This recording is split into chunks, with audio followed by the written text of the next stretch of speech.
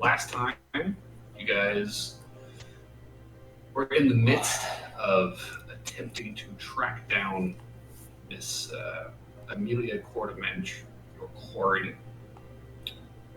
She was in town. She was planning something nefarious. You're certain of this. And you had already made contact with the Emerald Rail Company. She seemed to be in town for the expo. But you're looking for something a little more concrete.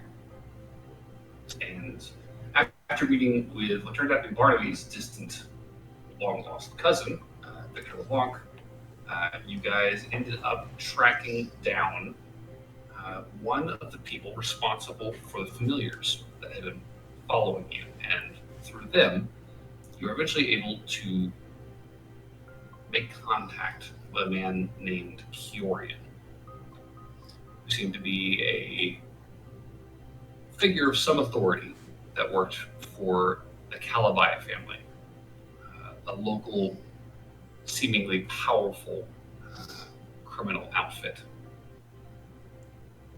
You met Kiorian at presumably his restaurant, Ozzy's, and broached the subject of a possible deal with him. Came to a tentative agreement to offer him about 7,500 gold pieces in exchange for his cooperation in terms of leaving you guys unsurveilled for the foreseeable future. And while you collected those funds for him, you asked for one day of good faith in which he would no longer surveil you and you could do what you needed to do to get liquid and get that money to him. Once the deal was struck, however, or rather while the deal was struck, Lauren proceeded to rob the safe to this restaurant, procuring a fat stack of gold and paperwork and reconnoitering with the rest of the party and using this afternoon of no surveillance, you guys ended up making contact with the Central Division of Investigation, their field office here in Freeport. You discussed the Calabaya family for a short while with the special agent in charge, Ciro Dodemain. Handed over some evidence of the Calabaya's involvement with Ozzy's, which he was grateful for, and then decided to look into this address that you found among the various documents in the safe. And the address turned out to be a pretty abandoned-looking warehouse. Although on further investigation, you did find some evidence of people meeting there recently. Chiefly, a discarded handkerchief around a dead rat that bore the insignia of the Quartermensch family on it. From there, you guys revisited Ciro, collected some of the evidence you left with him to copy, and returned it to the safe at Ozzy's. Spent the rest of the evening watching this warehouse. And while nothing happened, and you eventually were forced to turn in for the night, you do now know somewhere that Amelia has been, and you do possess an item of hers with which you could do God knows what. Not use the Mastiff and sniff her out. God, no, not that. That would have been a good idea. What? Yeah. Did we actually acquire the handkerchief, or did we just leave it there? I mean, I don't think it would be hard to go back and get it if you didn't technically grab it, but I don't Yeah, because I think You wanna Lauren go was a check? rat or something at the time. If you want to grab it, you're welcome to grab it. It's not going to be hard. Little did you know, the handkerchief grew legs and ran. It's a new I layer gave to you this. the handkerchief. You didn't want it, so you don't get it now. Huh.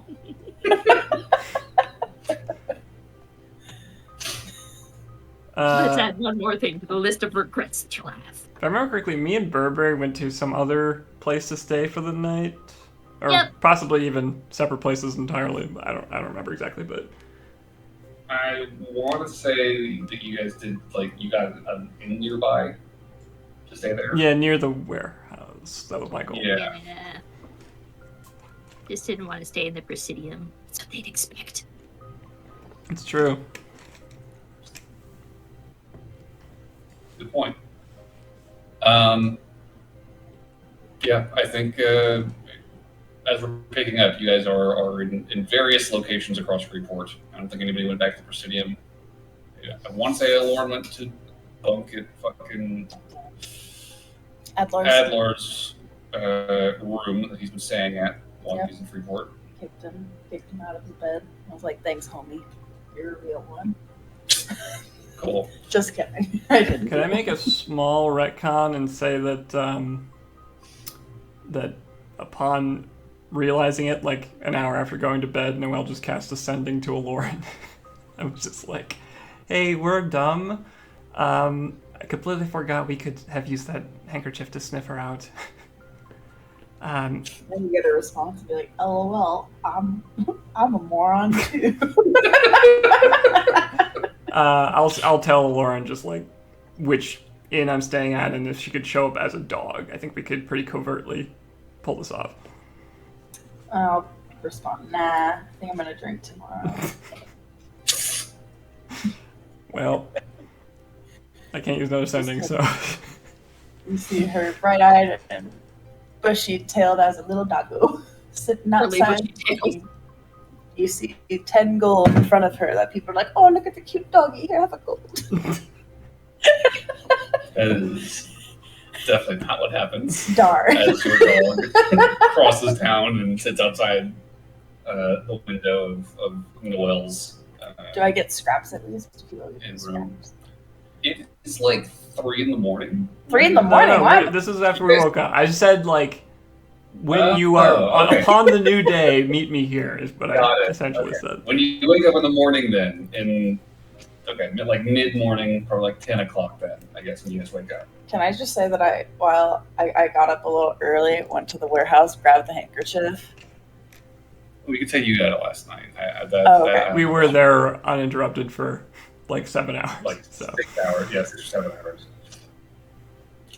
So you have the handkerchief. Alright, so Lauren is sitting outside, wagging her tail, looking all happy, like a cute little pupper. Do I get anything from the passing strangers? Give me a performance check. cute. How pitiable do you look? How I look adorable. I'm a I didn't cute say adorable, I said pitiable. pitiable. Important distinction. I don't know if I'm pitiable. I'm just a cute little doggo. My performance is terrible. Get out of the way, Mike. Bites an ankle. Bites a fucking ankle. And then we have to go buy Lauren from the pound? Yeah. You have to spend 20 gold to get a Lauren back. This guy's like hauling a heavy ass wagon, and you're like just kind of in his way, excitedly like. I said I was sitting on the side of the road. I'm just by saying, the window. Your performance I was have not to be adequate for a little fucking doggo. favorable donation from the people of Freeport right now. Well, if he called me a mud, I'd get bad about it. Calls me a mutt, he's getting bit. Exactly. Fuck that guy. I just, Like, motherfucker. he just gets home with her and he's like, "Dear, something weird happened." And she's like, "What happened?" She's like, "I insulted a dog and it took it personally." Never seen a dog look so offended. It's a very offended dog. Just got a stank face. All right. Yeah, Anyways. so anyway, after like, I don't know, 10 minutes of Lauren sitting out there, eventually Noelle would emerge, although I'm going to be in my the half-orc, whatever, disguise I used when we were staking out the place. I'm just going to stay that way while we do this. Sure. And I will, I'll hold up the handkerchief and tell her to smell for like a lavender scent. Good alarm. Okay. I'll pet your head, but it's like odd. This feels like a weird dynamic. What about Lauren is not weird? I feel like you like took on the appearance of like some kind of like hound or something for like, you know, scent tracking, but you're talking about as much like a husky would. Yeah. Constant grumbling and yeah. Chicken? Wow. Oh, no. Wow. All right. So, give me a perception check with advantage. I will give you some bardic inspiration by giving you head scratches. What does the bardic inspiration do? You may add a D8 to this roll. Yeah. God damn. If Burberry was there with guidance, that could be a D4, but Got it. If I had guidance. if you had guidance. Alrighty. 16 plus 9. Plus 2. So 27. It's pretty good. Tell me where the bitch lives. So,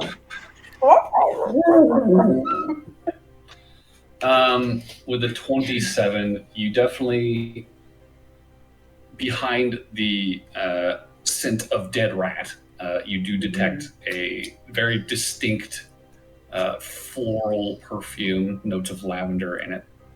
And sniffing around your immediate vicinity, you do pick up a trail, and Noelle, you would watch as Aloran begins walking down the street you walked up towards. Right. I'll stay near so that she doesn't get like called out or something as a stray dog. Sure. Or no, I guess you would have come out of the room, out of the building. Excuse me. You would initially catch the scent going into the tavern, but that's obviously not where she's staying. So you sniffing around outside. Eventually, we'll pick up another trail, a faint one from the night before, and you begin retracing the path that Noelle took from the warehouse to this location, to this inn, and within 10 minutes, you are back outside the gates of that warehouse. It is 10 in the morning, fairly busy at either end of the street, although this particular side street remains just as inactive as it was the night before. You can smell the trail sort of passing through the gate into the yard of this warehouse. Is it the same warehouse? Yeah. This is the path Noelle took from the warehouse to that inn where you just met. So, sniffing around some more, and with that 27, we'll keep writing this. You will pick up eventually a much fainter, older trail. But with your keen mastiff senses. Oh, I think I get like a +4 for like another +4 on top of that for a dog. Smells. Well, no, because it's using your own perception because it's a wild shape thing. I just thought, never mind. You would have the keen senses thing with the advantage. Yeah. With sense, but you don't get any extra boosts from it because you already have bonkers fucking perception. It's nothing. From the warehouse gates, following this much fainter trail, you begin to trace a path through the city, heading east from the Iron Wharf. And for the first 10, 20 minutes or so, you're primarily sort of winding up and down side streets. It feels almost as though they were very deliberately avoiding main thoroughfares until you guys cross the river back into sort of the downtown area, at which point you find this path begins to make its way back towards one of the main sort of cross streets to Market Street, and eventually lead you back down that street towards Liberation Square. At which point, you find yourself pulled in a couple different directions. Okay.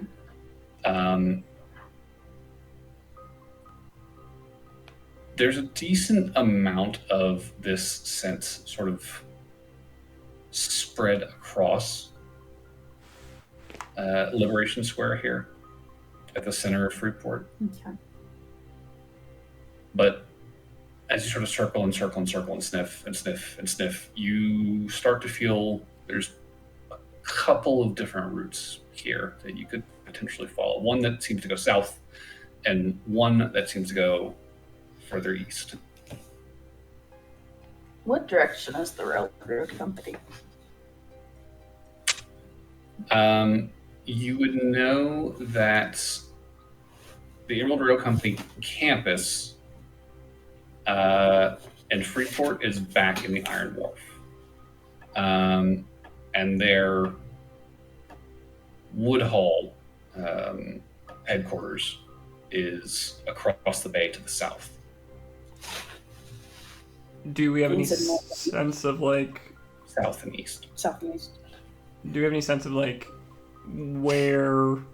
I don't know, just more like lodging would be? Which direction? Or are these both market areas? So you're currently in sort of like the big downtown like city square, which is a pretty dense like market commercial area. You would know that the last place that you saw, Amelia, the Le Chateau hotel, is built on the side of the square. And you do know that there are, further lodgings, like Angler's Landing is further east beyond the square, if you were to keep heading that direction, following the trail. And we were being pulled in two directions, you said, or? Yeah, you can smell the trail heading both south and east. Would Lauren be able to tell, like, if we followed one and then traced back and then followed another, which one was more recent, maybe? Like, which scent was stronger? I'd say you could give me an investigation check to try and make that determination. Yeah. I'm not very small. I could give you bardic inspiration, but I can't give you advantage because I can't smell what you smell. Very good. I'm just letting it be known. I'm not very smart, but I will take bardic inspiration. Sure. I'll give you another head scratch. Okay. So currently I'm at a 12. 19. Oh, 19 total. Yep.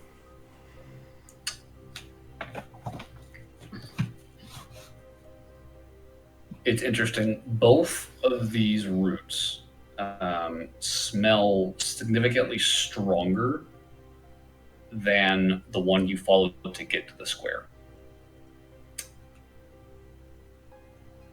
To the point that it's genuinely hard to say which one feels more recent. I feel like I want to go east. So I think south is going to lead us to the railroad. Yeah, let's try east then. I mean, technically, this was us going down both routes, but we'll say that east was second. If this was the next day, isn't she just at the railroad today? Yeah. She is. It is the 32nd. Yeah, she was scheduled to go meet. So are we trying to find her, or are we trying to find where she came from? We're trying to find where she came from. Gotcha. All right. Sorry. Yeah, we'll go east, as per Lauren's suggestion.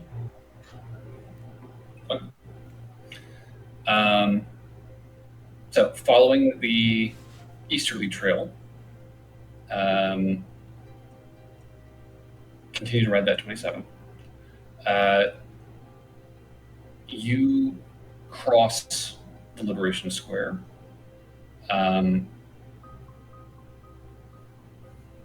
You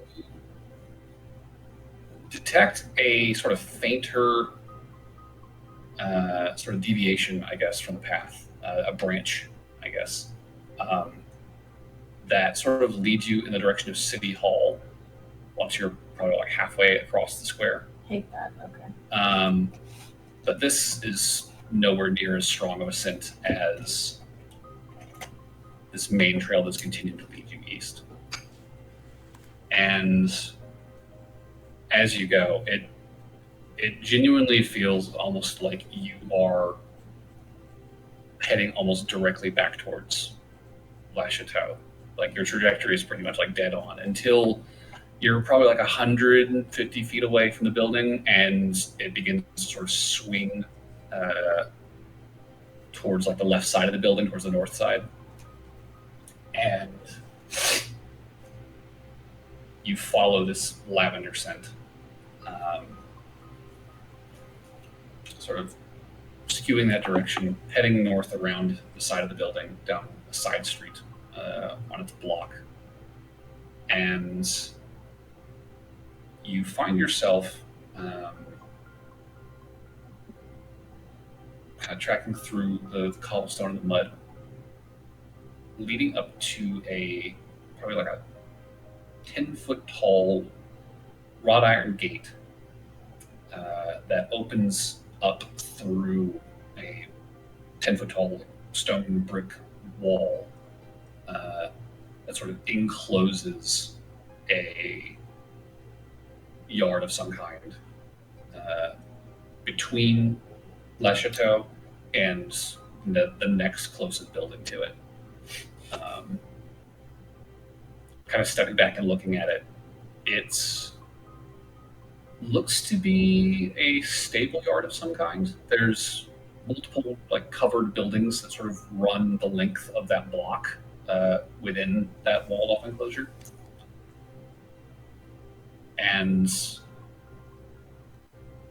seeing it, I think you would probably realize, although you wouldn't be able to say until you transform back, this is also where you would be picking up like notes of very strong notes of like horse that were sort of mingled in with the lavender scent that you were tracking since you hit that fork point of either south or east. So this is not lodging. It looks to be leading into this like stable yard.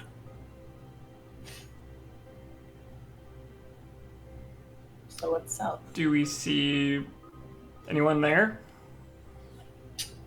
Glancing through the gate? I'll say make a perception check. It's a good roll. 25? Okay. Yeah, there's a decent chunk of people sort of milling about in this enclosed area. And watching them work, it's very clear these guys are primarily stable hands. There's less than a dozen of them, and they're sort of just kind of going about their business, feeding horses, mules, donkeys, taking care of various carts and other vehicles that are parked in this enclosed space. There's a couple that are sort of out in the open that you can see, and there's also sort of a tall, long wooden sort of shack almost, where it looks like other vehicles might be parked inside, although it's hard to see at this angle. As it sort of like runs parallel to the building, like out from the gate, like across the yard. And I guess to clarify, so do we see anything that we could discern as some kind of living quarters, or is it literally just a stable? I mean, the more you look and sort of take it in and look at the stable hands, they're actually like relatively well dressed for stable workers. They've got like nice pants and button-down shirts on, little ties. They do seem to be employed by La Chateau. The uniform matches what you would remember seeing the staff at the hotel wearing. It looks like the stable attached to the hotel.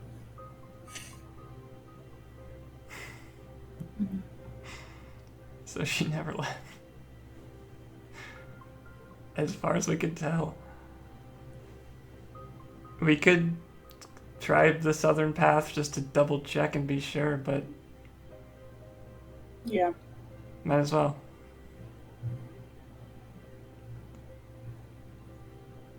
How much time has passed since we started this venture? It would have been maybe 20 minutes to half an hour, give or take. Okay. Well, we'll do our due diligence and follow the southern path, at least for a little ways, just to see if it just seems like it's going to the dock or to the boats, probably not worth following all the way, but we'll see. Okay. And you guys double back across the square to the point where you sort of found the branching scent and reoriented yourselves and began following it south. I would definitely say within probably 10 minutes, you guys would find yourself stepping out from Market Street onto sort of the downtown waterfront area. And it looks like, at least, as it begins to sort of skew a little bit to the west, that you are heading towards sort of the ferry docks to cross the bay. Okay.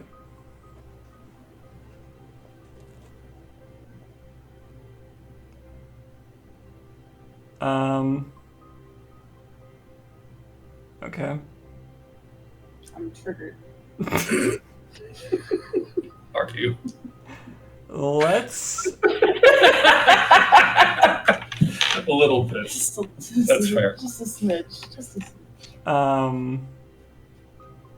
Okay, I have a more fun plan for how to resolve this, because I have thought about this scenario.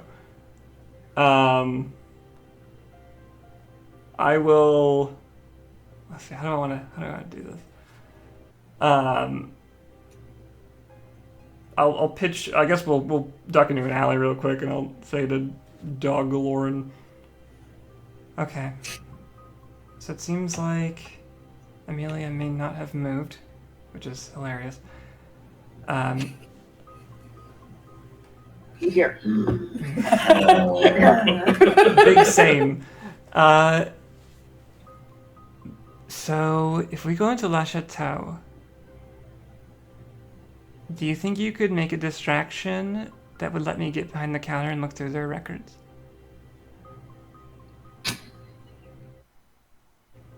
You have to ask.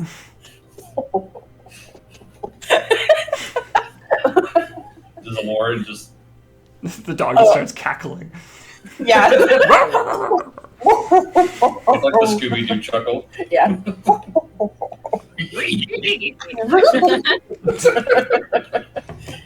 And then you get to nod from Zadolgo. Okay. I'll What type of? Oh wait, can we go in like an alleyway or something? Yes, we're not alley. Yeah, we Okay. ducked it to the I'll side. morph back into alarm. Be like, all right, what you got? What we think? Okay, so I have two Then you thoughts. just stretched. You could either be like a huge problem, one that pulls the worker at the desk away from their desk to have to deal with you, Or I had another idea, which was dumb, where you could be like a purse dog, and then I'm like holding you, and I'm like, oh, don't worry, you're well behaved, and then you just like jump onto their counter and start knocking stuff off. I have to go help them pick it up. Those are my two pitches. If purse dog doesn't work, I can always become something. Give me an hour, and I can always become something. We can try the not I'm being a problem thing first, but I could always be a problem. Exactly.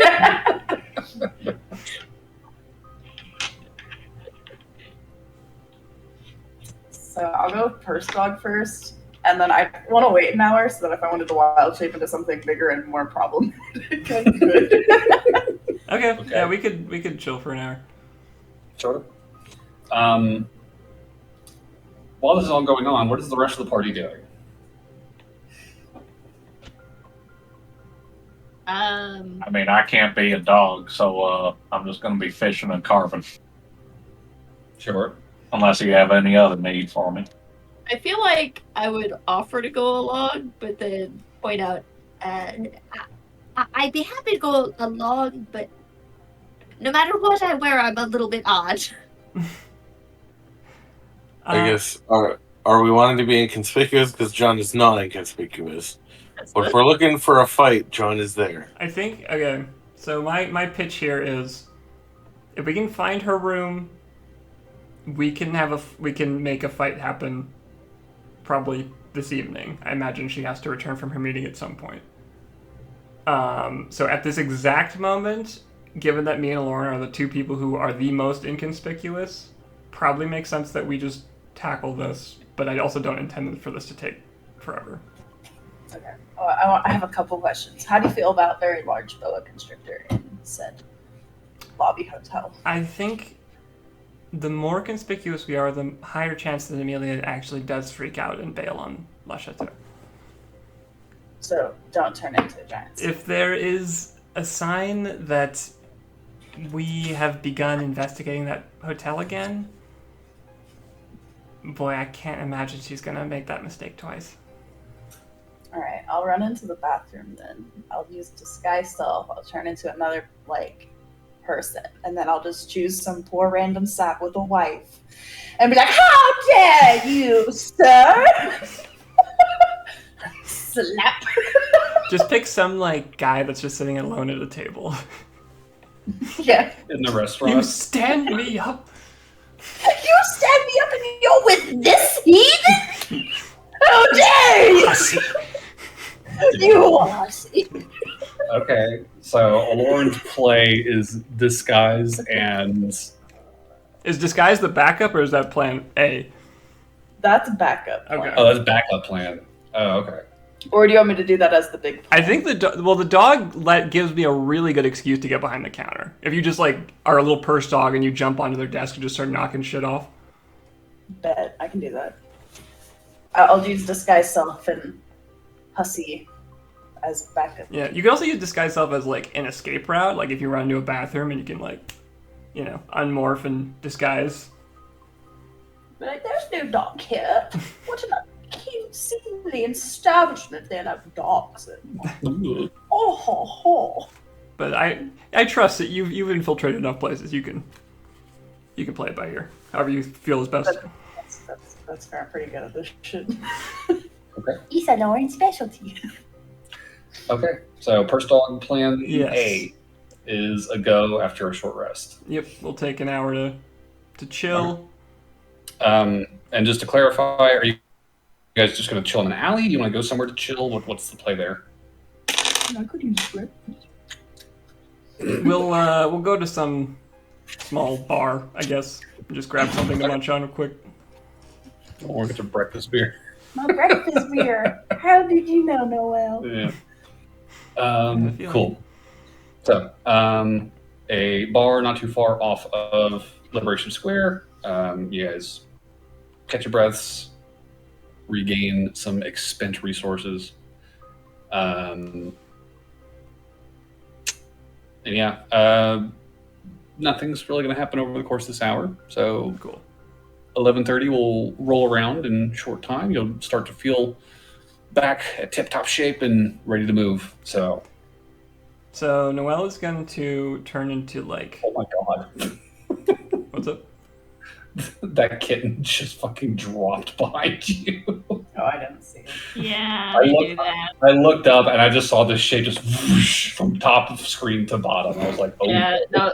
So they like to jump from here to my desk to down. That one did not stop. That one went straight to the floor. Let me guess. Not the red tabby, but the other one. It was a black blur. And you garlic parmesan scaring my DM like that. That startled me. As long as he's okay. Yeah, she's fine. He's okay. Okay. Anyway. So Noelle's gonna be like, I'll use my combination of my changelingness and my disguise armor to be like, just like a This big old, pump. like a really old lady with like this big, thing of hair on top and just like a very wide set woman with this tiny little purse that I got out of my disguise kit and a little dog in there. This is the perfect opportunity to dress as what's his name?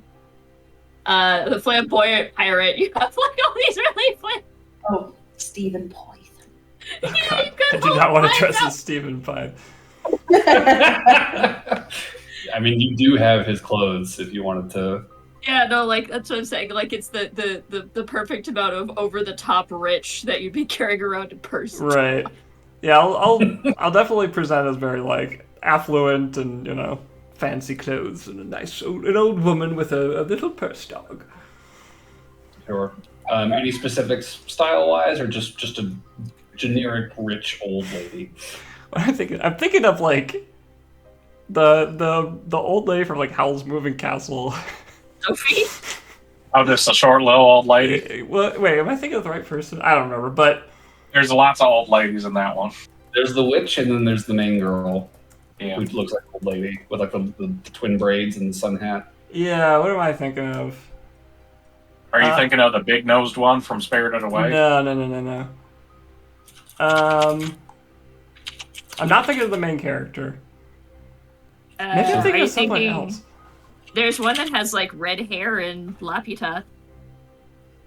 Oh, it's the woman who's like going up the stairs. I remember The that. witch of the way. Yeah. One with the She's wearing like the big like the dark real hat. chunky one. Yeah, Yeah. she's very Yeah. Oh yeah, chunky. that's the witch of the way. The blobby lady. Yeah. That gets really dumb. She's carried around by those masked goopy men. Yep. Those guys. Okay, so that style of old lady. Yeah. Okay. She's very Sure. very large, very kind of like fancy furs and a big shady hat. I am a tiny white poodle dog. Very small. Like a puppy. Like a little puppy. Okay. A little. No, I think there's like toy-sized poodles. I'm one of those. Yeah. There's teacup and toy. That is not a dog. Huh? That is not a dog. How That's an dare you. abomination. Exactly. It's the perfect cover. Leave my dog alone. That ain't a dog. Dog. That's fried chicken with a face drawn on it. Barnaby sees a Lord. I don't eat abominations, thank you. That's probably for the best. I don't think anybody would be very happy if you ate their abomination. Mm-mm. Muffin. All right. I'm Cool. gonna go in. Lauren, your cue is whenever you feel the moment's right. I'm just gonna pretend to get a room reservation. All right. So big old lady, tiny dog in her purse. Yes. Just And walk inside. walk in the lobby of La Chateau. I'll kind It's of be making like a little fit so that. just kind of wagging your tail and Stop it, Poopsy. Stop it. of course it's Poopsy. And yeah, Noel, you kind of shuffle up to the counter in your Just like the flowing- tiniest of like clacks from the high heel shoe. and yeah, you shuffle up to the counter. There's an Earth Ganassi man with a very like almost opalescent sheen to his skin, like very finely polished. Like this guy either has a great skincare routine or just Magic. he just glows, right? He's a very, very beautiful fellow, and he leans over and he says, "Welcome to La Chateau, ma'am. What can I do for you?" I'm looking for a reservation for the next week or so. A week, you say? Well, If you new could just arrival. look in your book for something.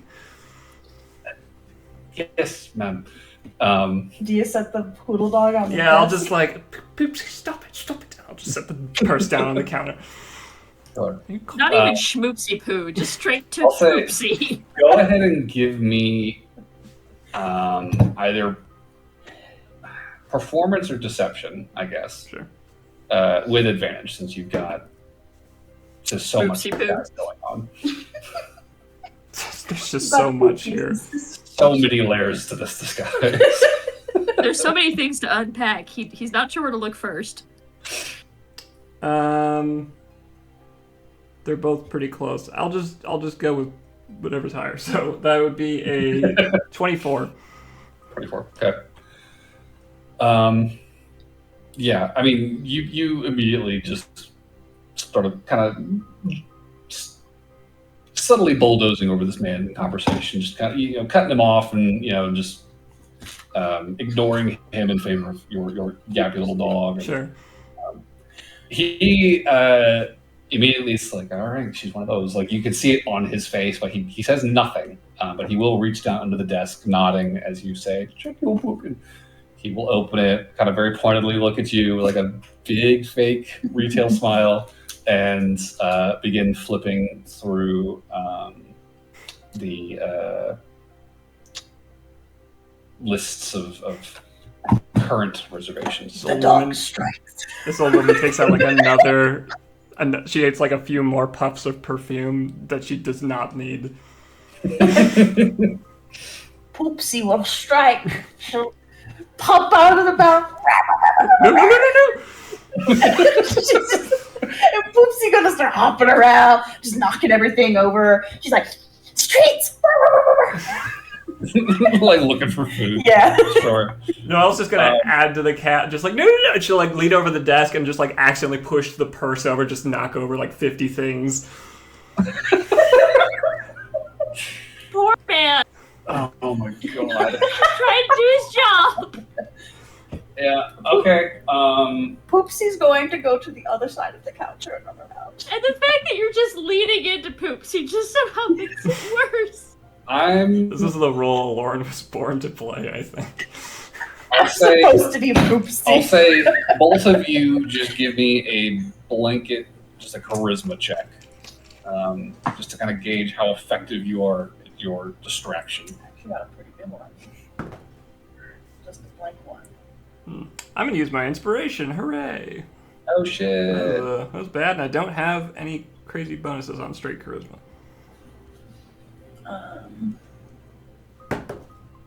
Okay, well that's serviceable. 17. 17. 16. Okay. Pretty solid rolls. So Noel just knocks over a whole, like a pin cup and a lamp and maybe like a glass of water too, like as the purse like kind of tumbles down behind the counter, like onto like a lower, like the desk space behind the main counter. Poopsy is just fucking like scurrying up and down, like jumping up and down off of the retail counter, the workspace, knocking over books, kicking, pens and cups of writing implements, and the bowl of complimentary mints gets knocked over and fucking all See over the dog the floor. find it, and I was like, Don't eat those!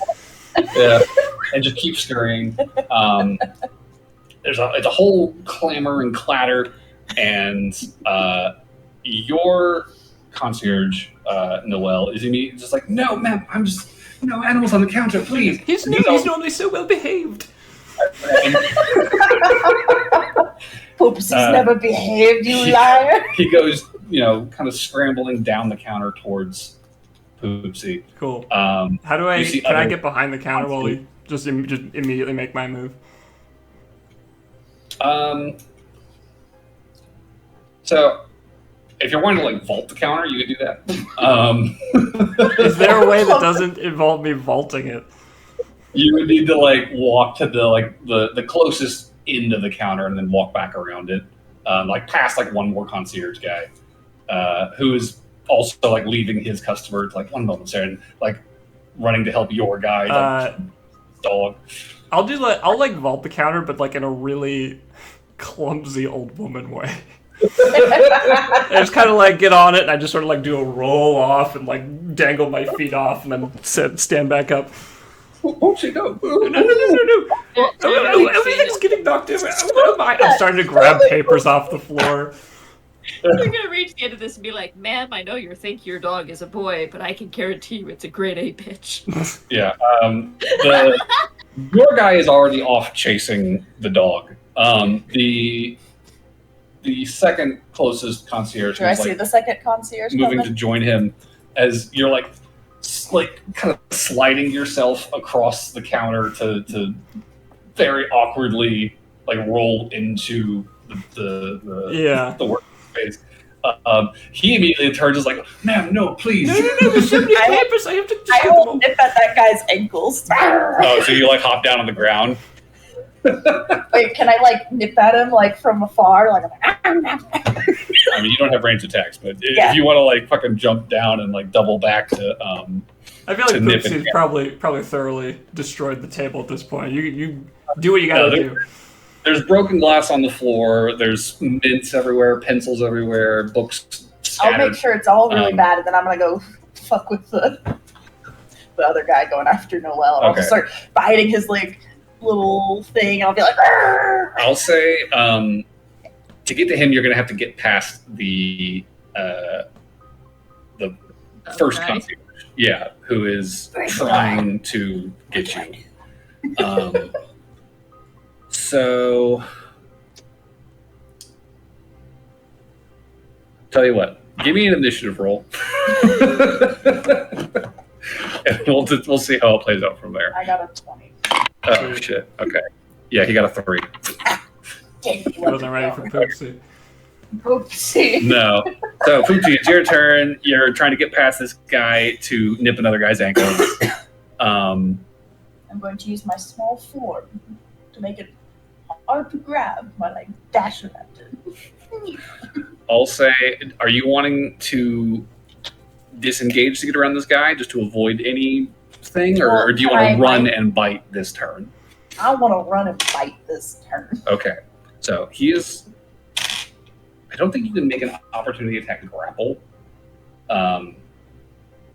So Just gonna kick the dog. no, Don't you dare hurt Poopsy. He's not going to kick. He's not going to kick the dog. He's like trying to He like, paused. rein you in, but you run over and you start tugging on that guy's ankle. He's like, oh no!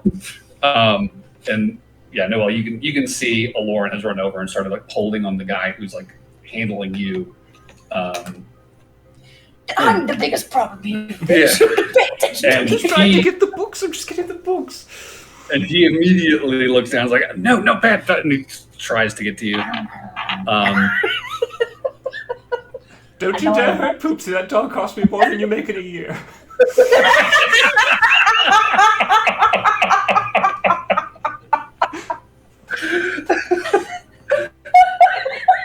Holy shit.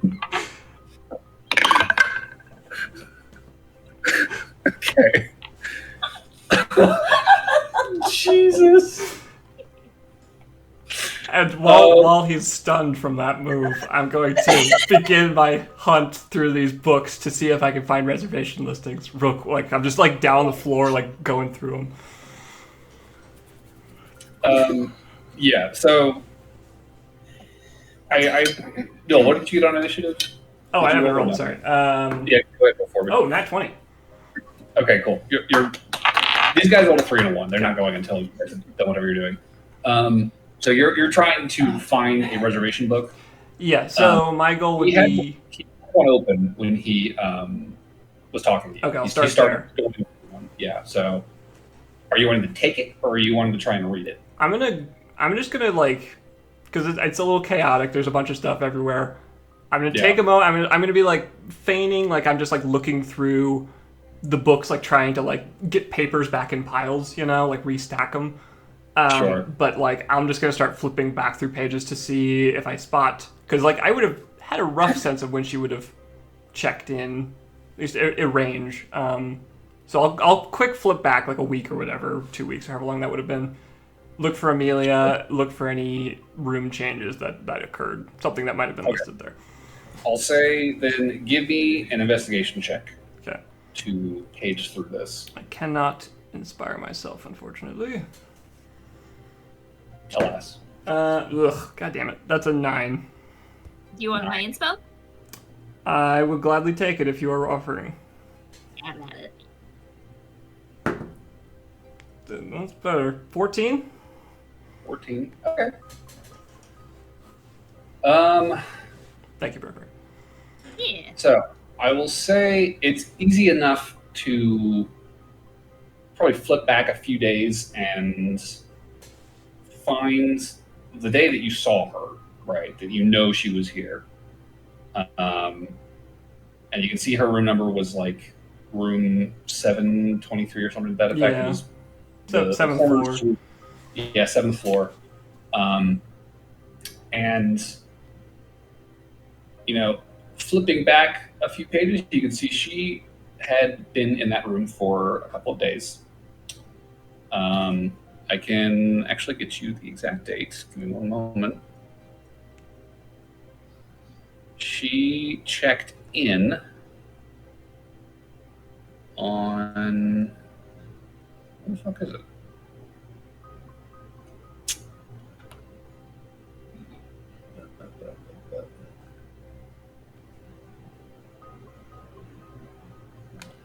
Looks like it would have been the 23rd, I believe. Or no. You saw her the 23rd. It would have been like a 2 days before you actually saw her in the restaurant. Okay. She would have checked in. And she would have checked out the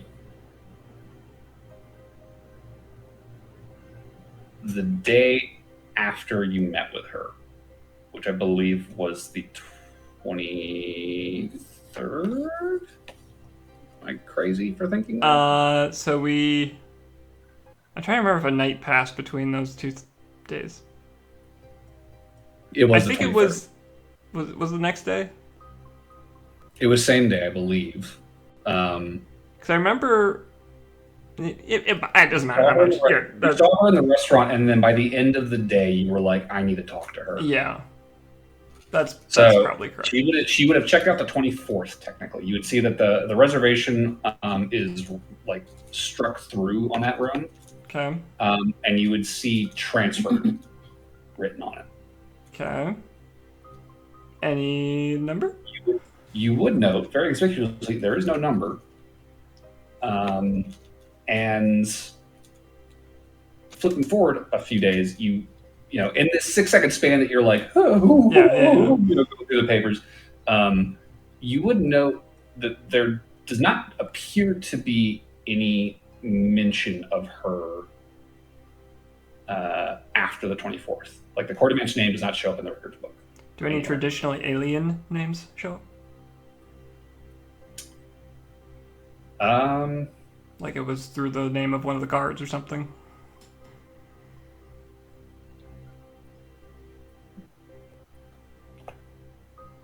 I would say no. Okay.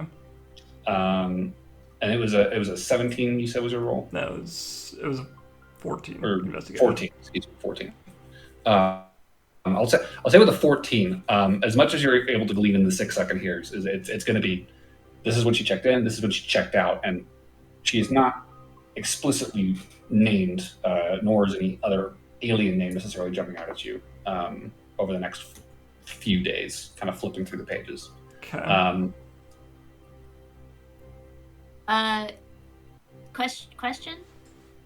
Yes. So obviously this isn't like a today like motel hotel where they have card keys that they can just align.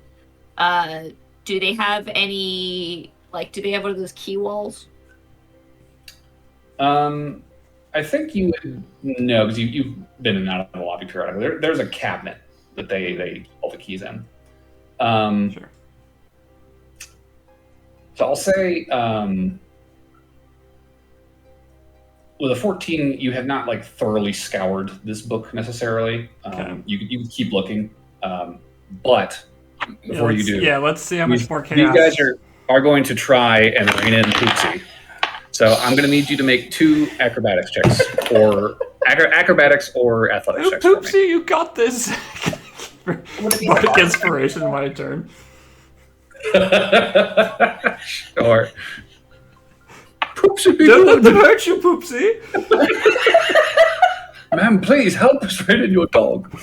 I need the dog stats, right? Yeah, you can just use the mastiff. You got a D8 if you The need it. dog, she's family. So I get a D8. If you feel you need it, yeah. Probably. So I'm doing Either strength or dex, your choice. Athletics or Checks if you're a tiny dog. I'll be a dex. Sure. And what is the dog's dex? +2. Okay. I'll say because you're tiny, it's a +3, but your strength is like a -2 or some shit. But yeah, go for it. How is this small dog so strong? I'm using that D8. Okay. Okay.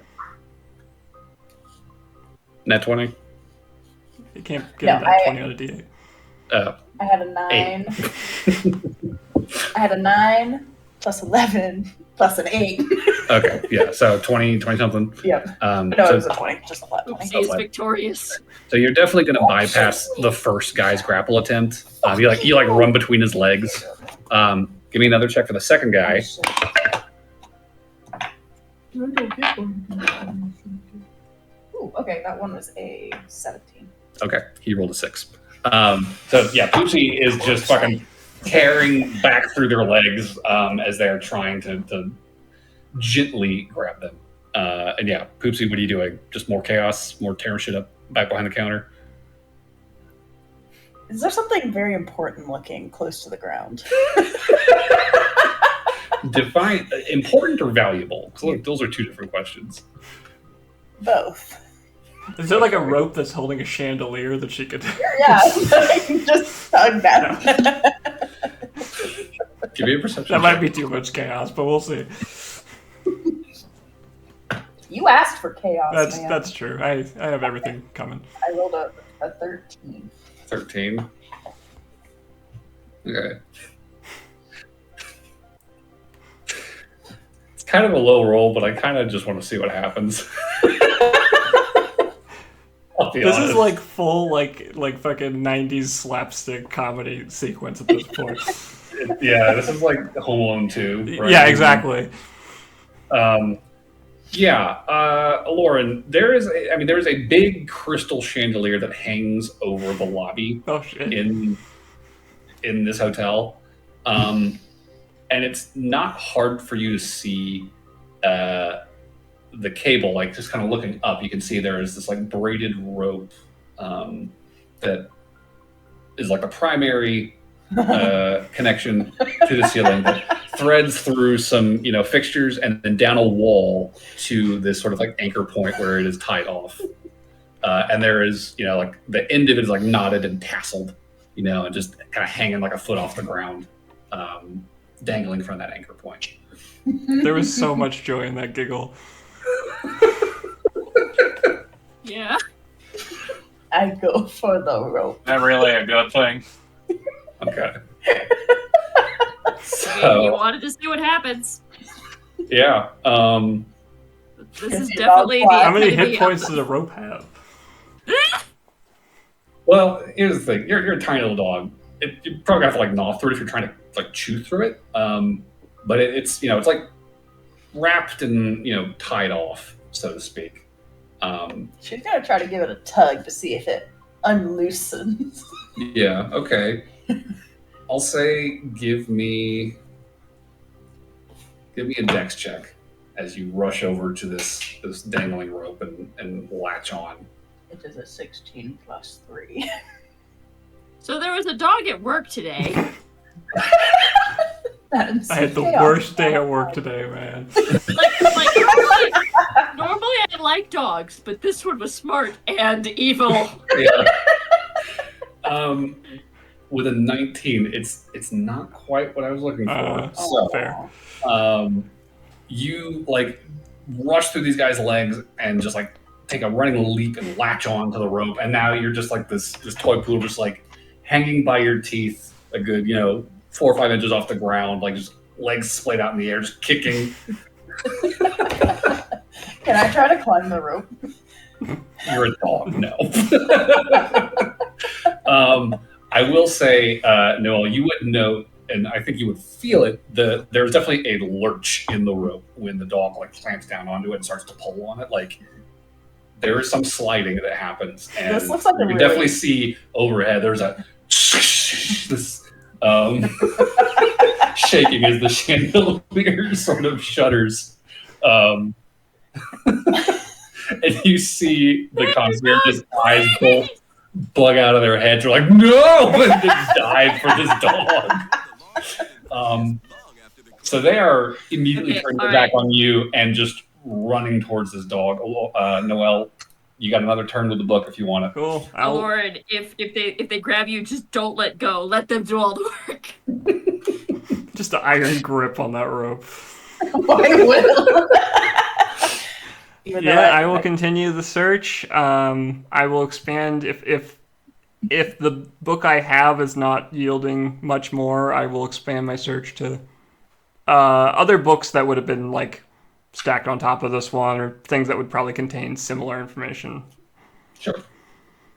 So another investigation check, is that? Yeah. Okay. God damn it, that's a 10 total. 10 total. I'm not a smart. Yeah, I mean, taking the time to scan the dates after her checkout date, right? Mm-hmm. Her name's not coming up. You're not seeing her name. You're not seeing any other distinctly alien names that jump out at you. And this is a big hotel. It's like 12 stories tall. A lot of rooms. It's probably like 40, maybe 50 rooms to a floor. There's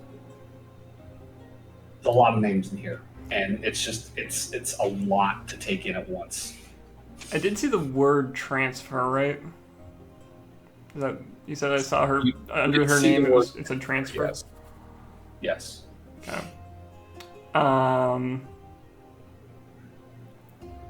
I will. I'm gonna. let's let Lauren do another turn, because I don't think there's much more I can really do at this second, other than just start looking through these books, or keep looking through these books. So. Okay. Just very half-heartedly, Poopsy, no! Poopsy, don't do that, dude. Poopsy, don't do that. So, Lauren, you are hanging from a rope by your teeth, and 2 concierge men are going to try and pry you off of it. So I think we'll do one grapple check here with advantage. They're going to do because they're helping each other at this point to try and get you off this rope. So go ahead and roll either athletics or acrobatics to avoid this.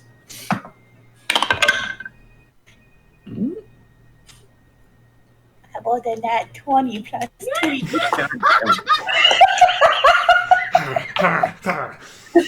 dog just starts swinging on this This is the rope. best I was game. about to say, it's like those videos of like the little Boston Terriers that are like just latched onto the swing in the backyard, and they're just like fucking spinning circles from that ankle point. They are trying to grab you without like fucking up the chandelier. So one of them like is like, I can't. I'm sorry. He'll like go over and like just hold the chandelier in place so that it doesn't fucking fall, while the other guy is trying to fucking grab you. And I assume you're doing more of this. I'm gonna tug at that rope. Yeah. This is the best game of tug of war this little dog's ever experienced. Okay, go ahead and give me another, I guess, dex check. That is a 19 plus 3. It's a good thing this woman isn't real. She is getting banned from this place for life. What are you feeding this damn dog? Yeah, the dog at this point has very thoroughly loosened the fastening, and you see the knot just kind of as the rope begins to slide up. You see the Doggo, chandelier. let's go. Doggo, let's go. The concierge guys who are right there, however, one of them is holding onto the rope, and he is now like digging in his feet with like all of his weight, trying to keep this thing from falling. And it is taking everything in his power not to be like lifted up off the ground by the weight of this thing. And the other guy immediately is like, "Oh shit!" and like immediately like just grabs the rope, and they both start pulling, and they start calling, "Could somebody help us, please?" As the chandelier Just a minute. At this point, Scooping up more you guys are making such a huge scene. There's so much going on. There's tons of people kind of like appearing out of the woodwork of this hotel, like other concierges, waiters from the restaurant are like coming out to look at what's happening and like running towards the chandelier and shit. Like it's turning into a whole fucking debacle. Meanwhile, is this Noelle. Too much, Noelle? Is this too much? You know, I think Alora's earned this at this point. Sure. So Noelle crouched behind the counter. You want to keep at this? I mean, do I feel like I've hit a wall here? I wouldn't say you've hit a wall, but you're definitely you're feeling the time crunch. I think is the issue, and you're having a hard time focusing. Okay, I really wish I could boost myself or something, but I just don't have anything. I will.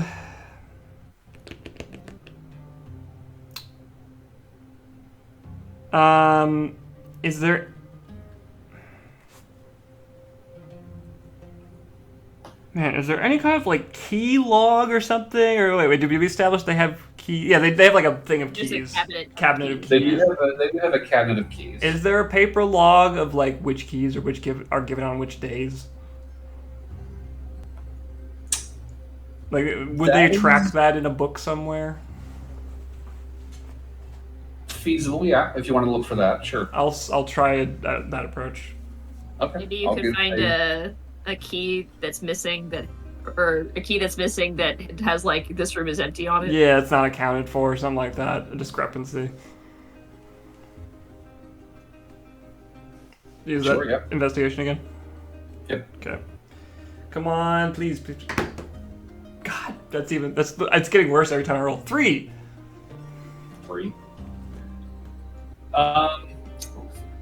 Yeah, 3 is not great. I'll say you don't see it in the immediate pile of papers around you, but like kind of looking down the counter where Poopsy has kicked more shit off onto the floor. You can see not too far from the key cabinet there does seem to be a very different sort of notebook. It's like a ringed binder situation. Very different from the sort of like log books for check-in, check-outs that are sort of scattered about. That looks promising, but you start kind of like moseying towards it as inconspicuously as you can on your hands and knees. Not necessarily going to see anything in it until next turn. Okay.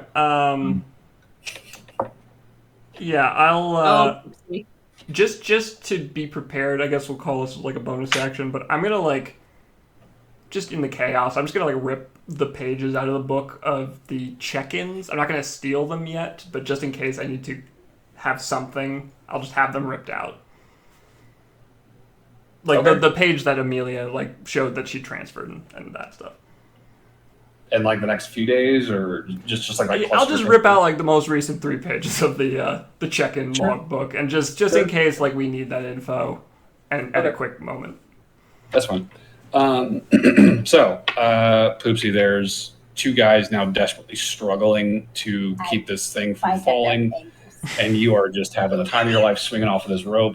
Oh no, I let go of the rope. Oh, you let No, go? I let go of the rope. Okay, so you let go. What are you doing now? I'm biting at their Oh. Demon dog! Demon dog! I'm a bad dog. Okay. In the best way, yes. A bad poopsie. So I'll say if you're trying to disrupt their grip on the rope, I'm going to need you to make an athletics check against them. Well, I feel like Unless you want to like try and fucking down. How many hit points does Poopsy have? I don't want Poopsy to get kicked and turn back yeah, into that's a why I was Lauren. like, yeah, actually, maybe I shouldn't do this. It's up to you.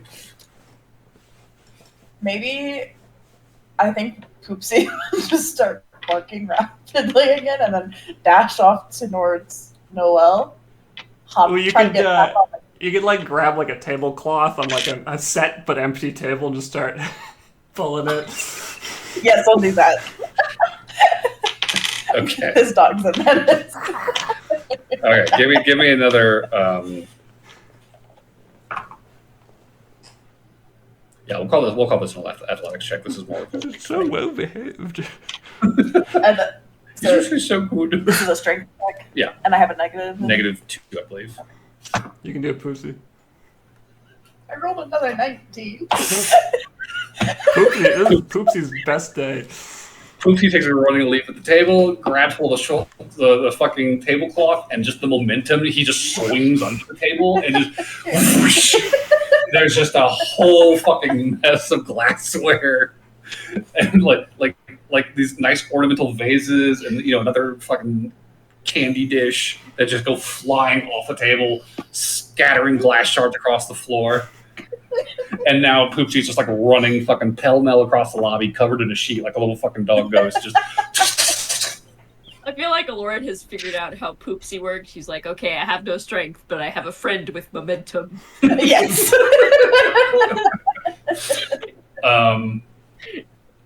Yeah, it's a Lauren's having the fucking- best morning. It's a mess in here. I'm gonna say 2 guys are gonna try and stop you on the hotel's turn.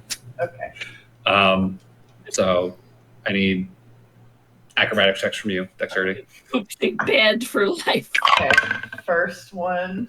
It's not great. It's an 8.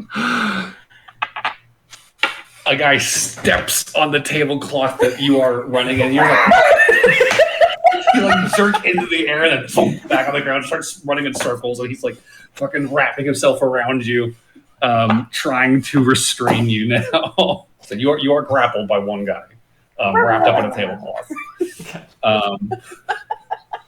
Don't let the Poopsy go. What are you doing on your turn? Oh wait, that was your turn. Yeah, it's Noah's turn. Okay, Noel.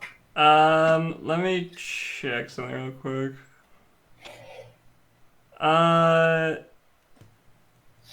Let's see.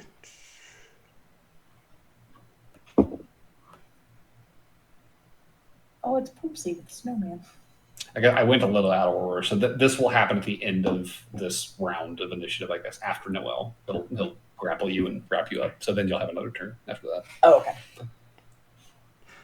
What if my turn I escape him? We'll see.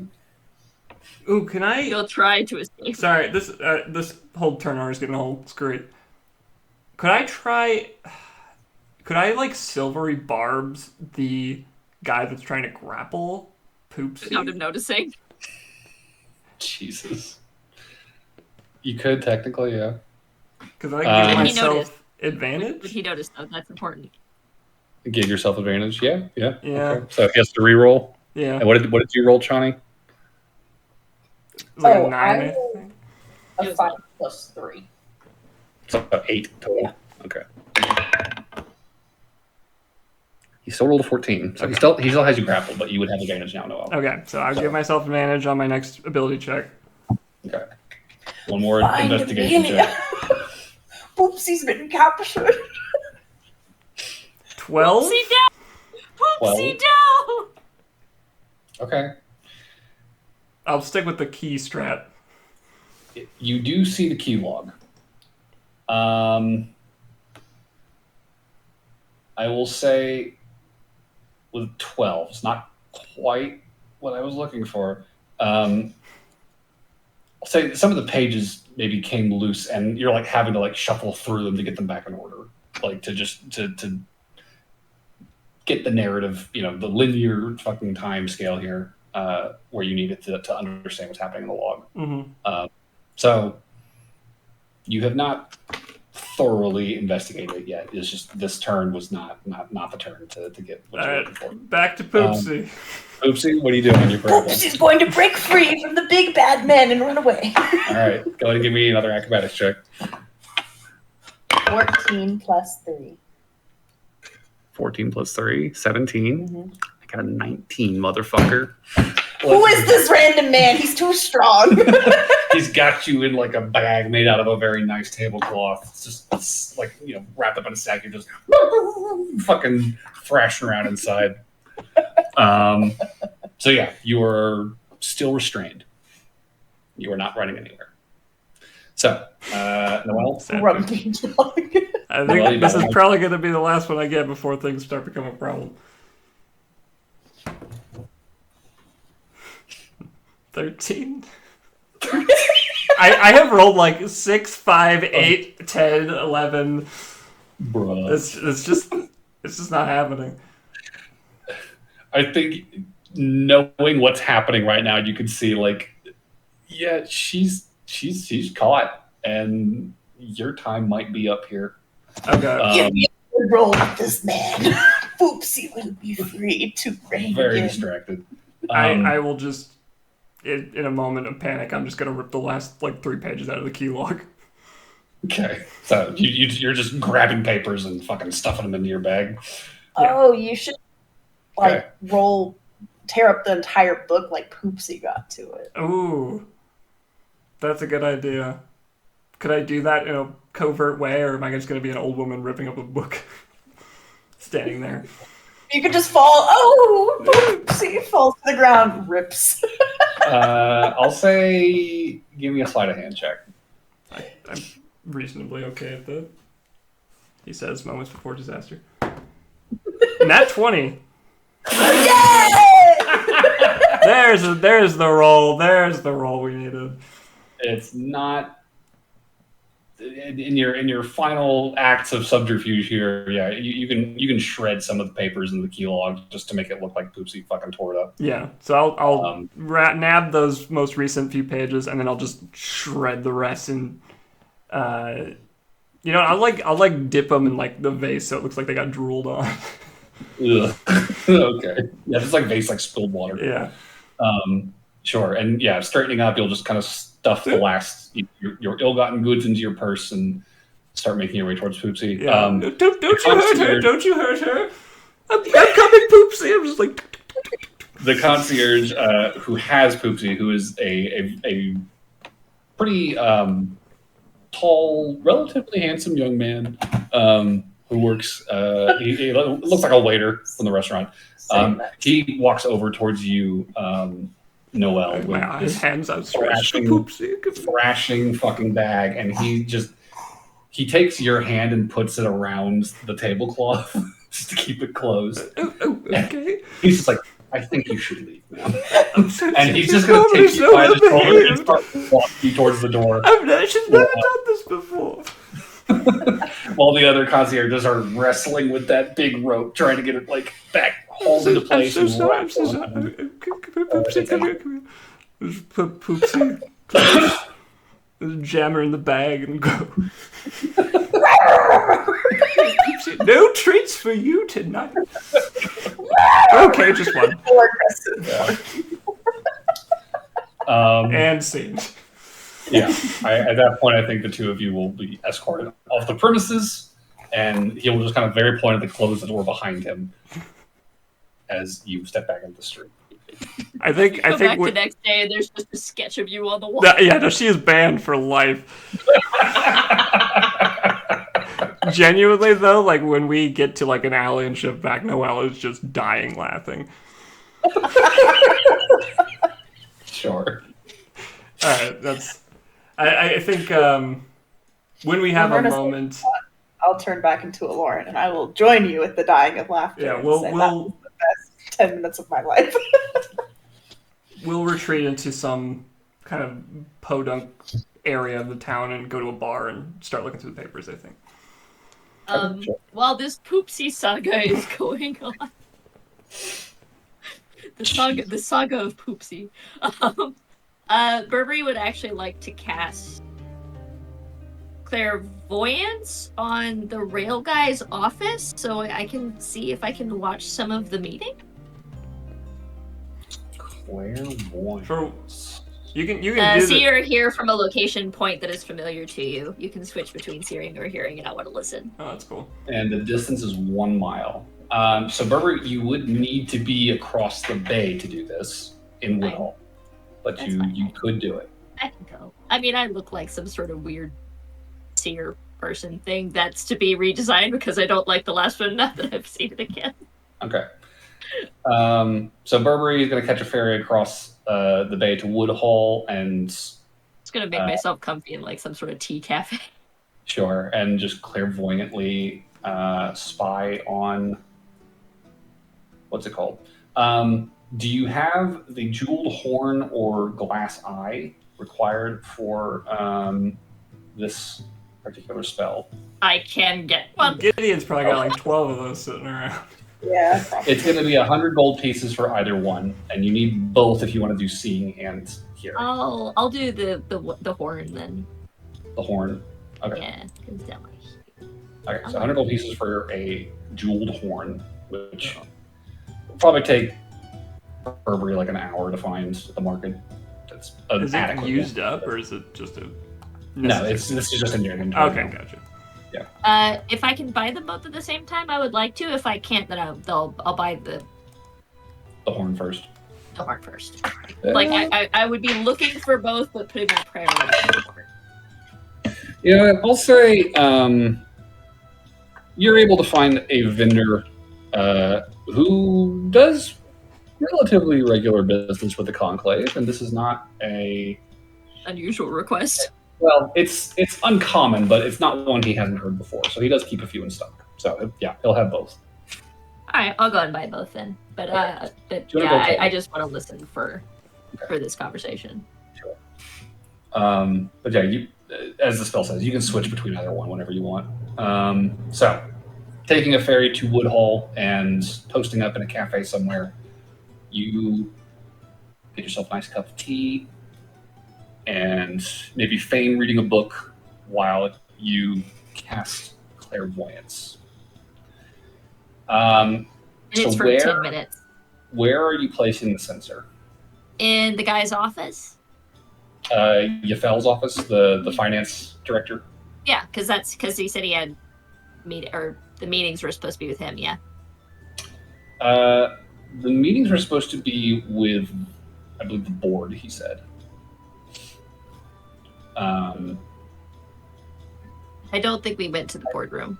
No, I think you would remember that he mentioned they were scheduled to meet with them. Wait, wasn't today like a campus tour? From the 32nd to the 35th, yes. And then I think you would have seen in the law his like day planner that it was going to be like campus tours and the industrial yard tour and all that stuff. So there was a number of things planned over this 3-day sort of interaction, starting with like a tour of the headquarters and campus of the headquarters. Gotcha. So if you want to put it in the office, that's totally doable. I just want to check. So I'll do it. I'll do it in the office. I guess there's no way that I could have. Nah, wait. I'm not gonna try and retcon that hard because. Well, because this was my plan whenever I was. That's why I kept asking, like, when. Or trying to ask when she was going to be there in my very failed attempts to commune with my God. For questions and Right. stuff. Was that I was planning on doing this. But the likelihood of me being able to get a tour, see the boardroom in any way, shape, or form is probably pretty low. So. Yeah, I mean, you guys did not see the boardroom during your time at the Right. headquarters. I'm gonna watch it on the finance guy anyway. Okay, sure, yeah. So, casting clairvoyance, your Yeah, learn something fun. Vision swims, and you are sort of whisked away across town. You feel kind of this rushing sensation in the pit of your stomach before your eyes finally settle, and you've sort of got like kind of the security camera view looking down into this room, the office of Mr. Yafel, the finance director. And you can see that he is in his office, and he is in the process, it looks like, of gathering papers. And he seems to be having a conversation with someone you can neither see nor hear. Very stilted conversation. And it immediately reminds you of the sort you would hear via sending when either you or Noel cast it. Mm-hmm. And you felt like mid-sentence when you kind of drop in and start listening, right? Mm-hmm. Again, as soon as you start listening, like the visual goes dark and all you can hear is his voice and the rustling of papers. And you would hear, I agree, it's very concerning. Are you certain there's no way that you can rush those documents out here? I think that the CEO would be very eager to hear what you found. There's a pause.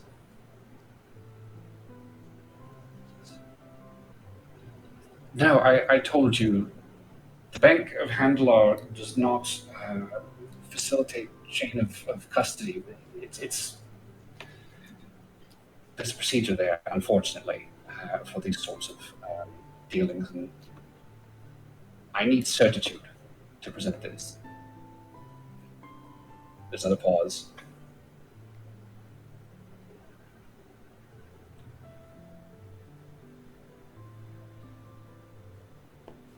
We'll see that you do. This Russo business was just as dire as they make it seem. I think I may try to reach out to them soon here if I can't make the port serious. Thank you anyways. I'll talk to you then. And after that, the room goes quiet again. More paper rustling, some grumbling. I'll move to his side if I'm not hearing anything. Yeah. You see him again. He's just sort of gathering things from his desk, it looks like, and kind of placing them into a satchel. And after a certain point, he sort of straightens up, looks around, takes stock, and steps towards the door to his office, opens it, and steps out.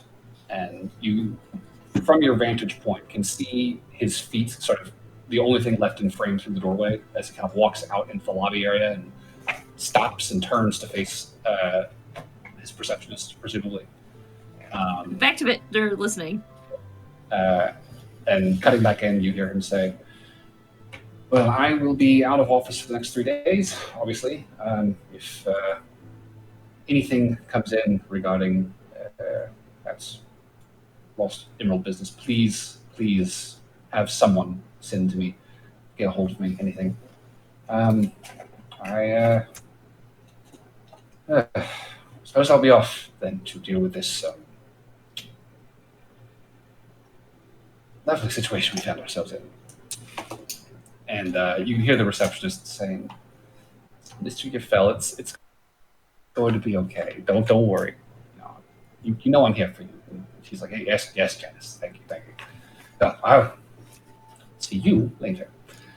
And you hear a door open and close. Well, Janice says after a couple minutes.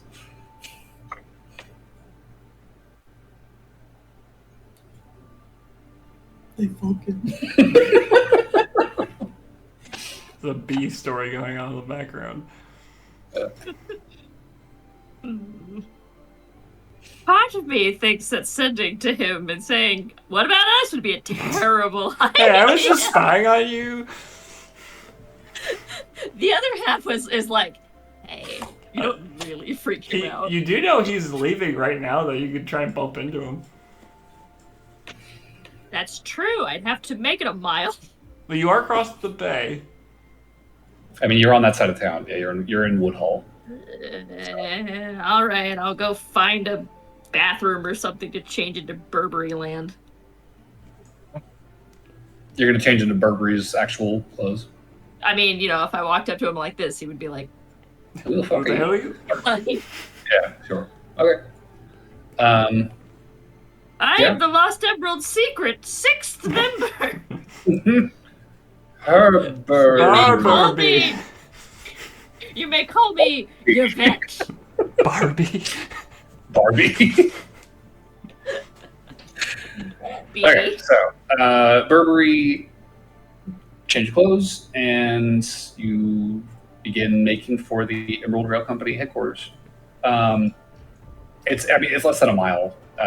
It's relatively close to this little tea shop that you stopped in.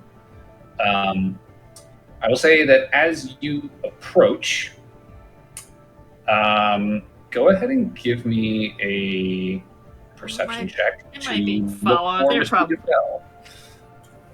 Oh, my brain legitimately went, they're watching him, aren't they? They're watching him. They're going to see me approaching me and be like, murder him. Kill the priest. Kill the priest. Yeah.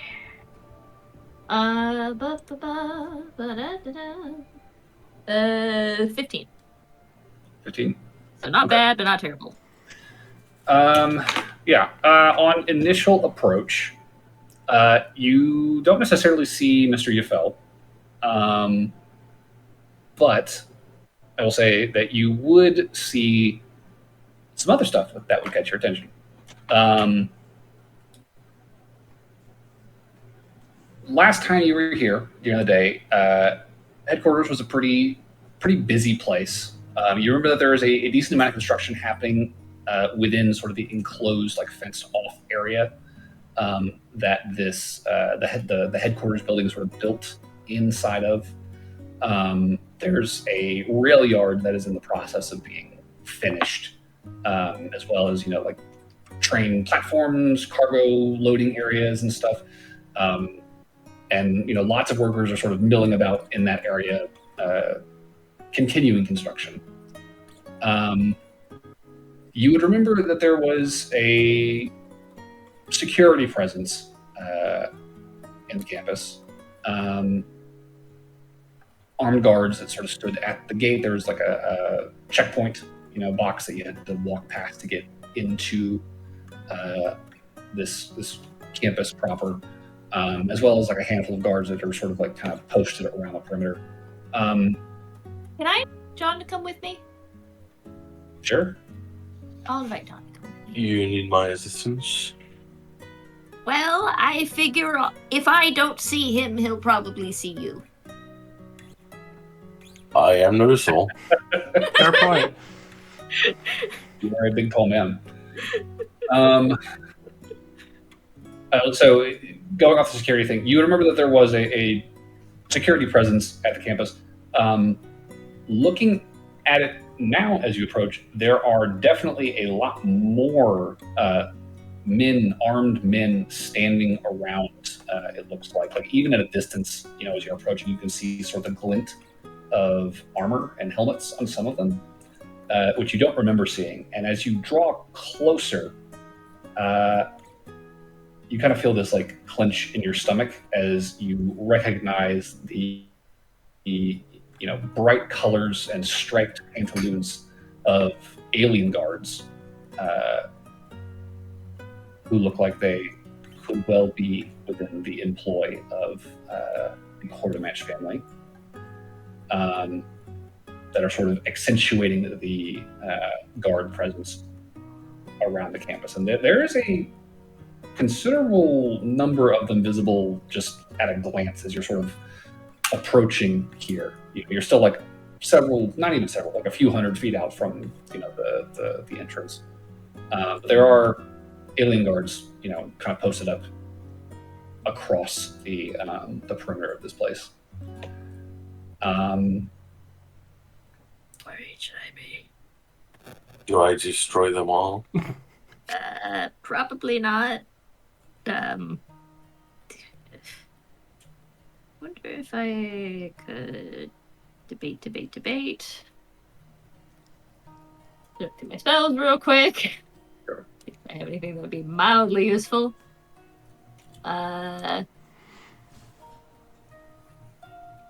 So you said that this was just in the complex, right? Yeah. This is behind the fence, the very high metal fence that encloses the Emerald Rail Company's campus here in Wood Hall. John, do you perchance see the what's his nuts? Do I see the what's his nuts? The guy that I was spraying on. Director Yafel. The what? Mr. Yafel. He's the Copper Dragonborn you guys talked to at the Emerald Rail Company and told about the Rousseau thing. Okay. Are you asking if I see him outside of that location right now? Like, yeah, just do you see him? I guess I need to do a perception check then. Yeah, give me a perception check.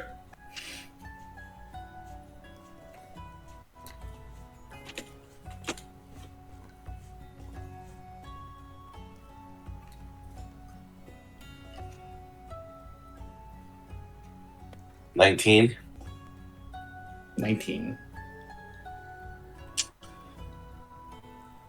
I'll say with a 19,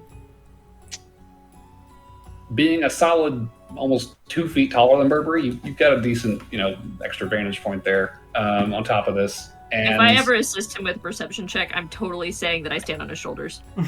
Sure.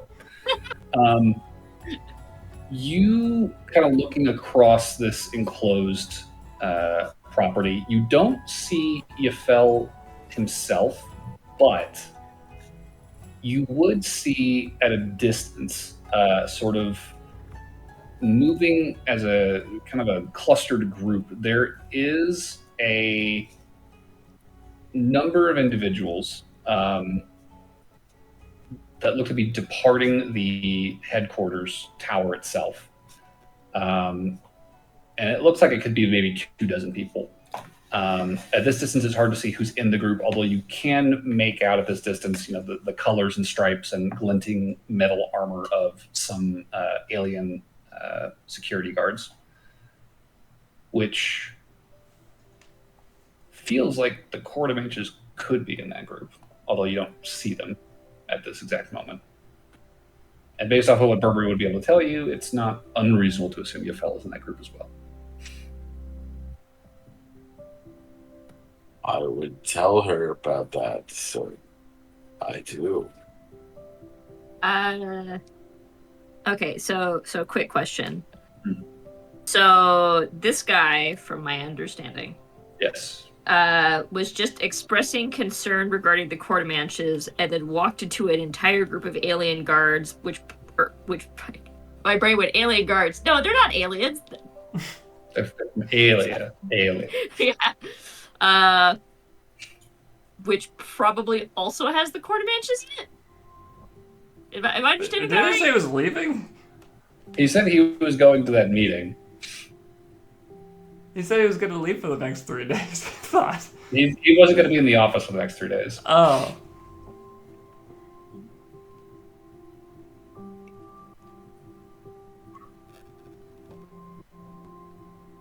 Okay.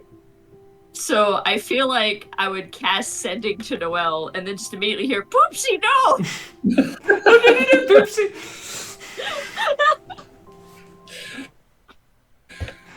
She's clearly busy.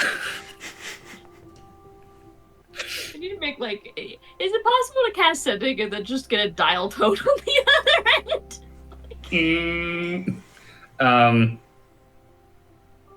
I mean, if you want to cast Sending to Noelle, that's probably going on at the same time. Okay, I'll cast a Sending to Noelle and say, well, he did take the counting I forgot his name already. Anyway, Yafel did take your tip seriously and is working on it. It looks like it might come in a bit too late. Poopsy, no! Oh, perfect. I'm sorry, you're in the middle of something. I'll go away. I'll just, between calling out for Poopsy, I'll just kind of whisper back and just be like, good to know we're working on a backup plan. Poopsy, no! Jesus. Well, Noelle is working on a backup plan that involves pooping.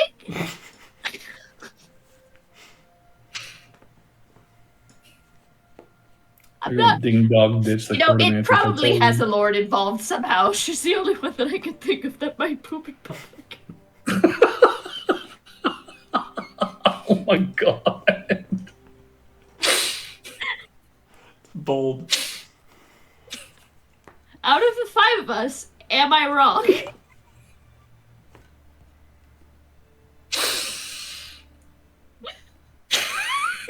sorry, Johnny, I'm not trying to be.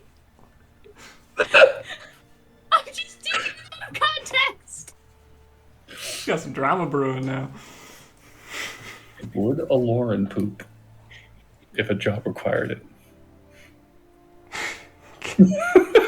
Got a Lauren I don't poop on wanna command. Not even as Poopsy? She's still the dog. Even if no one would know. What if something happened to Poopsy and then someone kicked her and then she just literally shat in the middle of public and then turned back into a person? No. Everyone would know. God, no. What if you were hit in the middle of pooping and turned back? into Important a questions. That Exactly. These are No, not thank risks you. a Would Lauren you will still be undertake. pooping? Would your pants still be up? Like, I'm confused. Maybe she's pretending. I don't know. Oh. Look, all I know is that some poopsies. I'm very confused. Well, It's not happening. I feel like these are the true Pretending to be- secrets of the druids. Maybe they're pretending to be married and it's a pet name. He doesn't know how true that is. just be patient, Burberry. Answers will come. Dude, all will be revealed. Anyways, what are you and John doing now that you have sent to Noelle?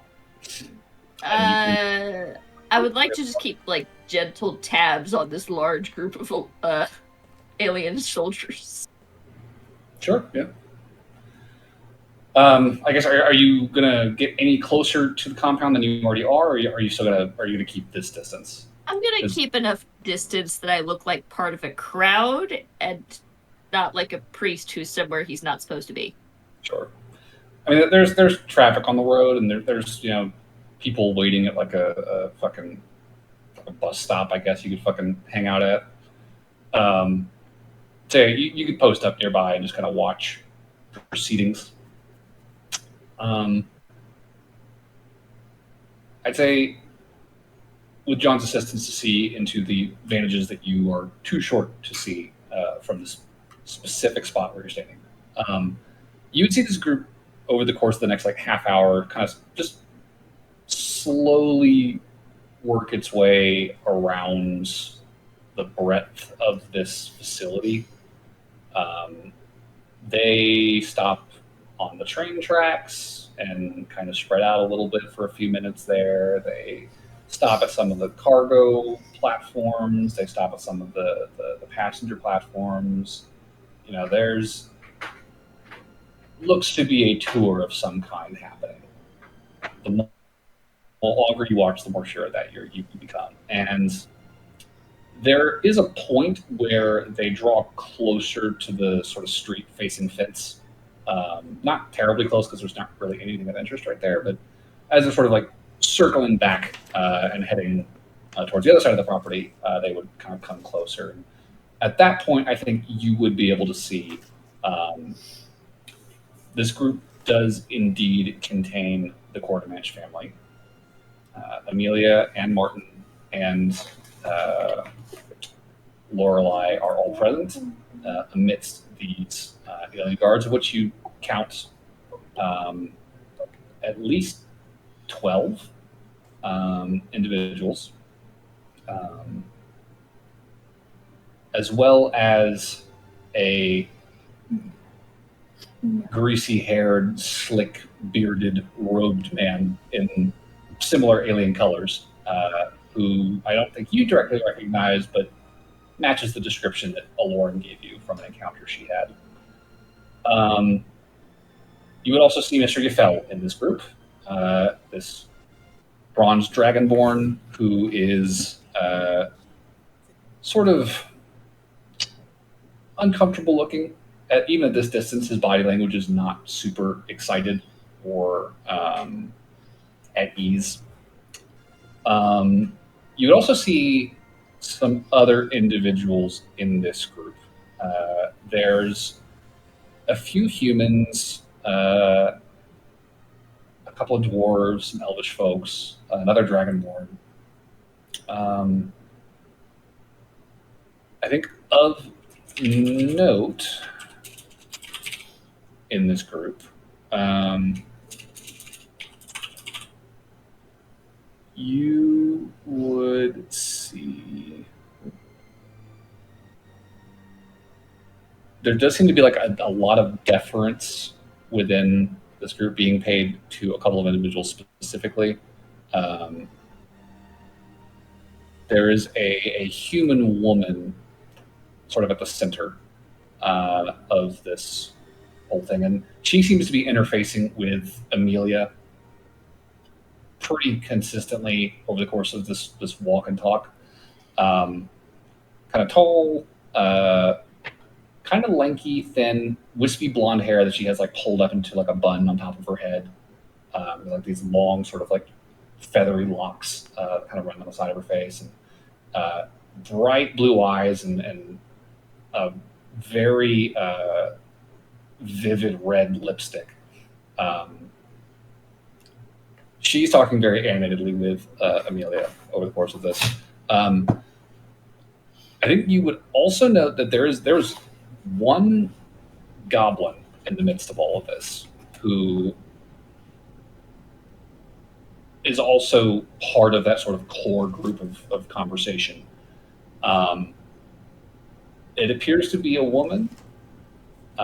She's about 3 feet tall, very, very thick black hair that is just kind of fly away in every direction. Does not look like it's very well kempt. But she is wearing a pair of glasses and what looks like a lab coat over kind of messy like blouse and skirt combination. Okay. I'm gonna like write short descriptions of all of these people in my journal book thing so that I can recount them later. Yes.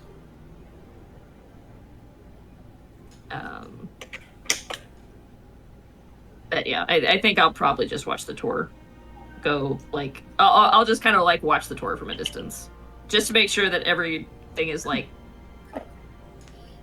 that. Nothing hanky is gonna go on. Okay. Yeah, I mean, keeping this distance, you're not really drawing attention from anyone in the compound or anyone in the tour group, and you just kind of watch as it continues to proceed, around the front of the building and towards sort of the backside of the Emerald Grill Company compound, before it eventually disappears from view behind the central building. Okay. I will go and meet with the group. Okay. Or I guess I'll go find wherever Barnaby happens to be fishing. Okay, sure. Yeah, you and John can reconnoiter with Barnaby. Man, I haven't been catching anything today.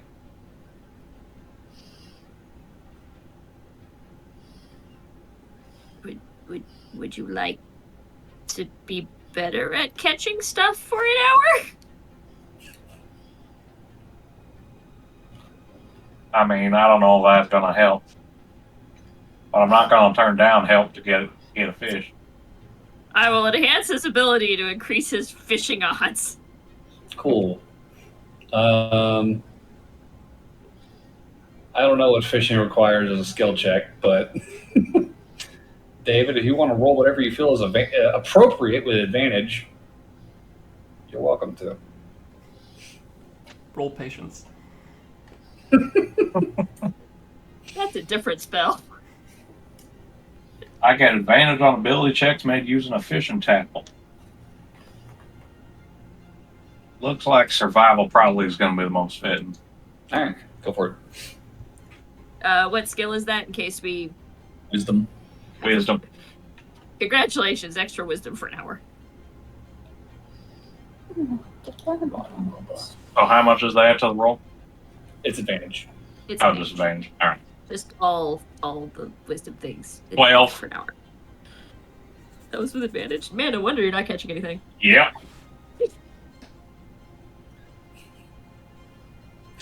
Barnaby's dirty secret. He's actually a terrible fisherman. I just like to fish, and if I catch a fish, then that's all the better. Yeah, I feel like him and fishing is like Roxy with cooking. Like, we don't have the skill for it. We just like doing it. Yeah. Yeah, I mean, maybe, I have a background of it, but I ain't that good at it. maybe you catch like one fish over the course of the next hour. That's like, okay, there. I fished today. So, good job. I'm a best. I'm my worst.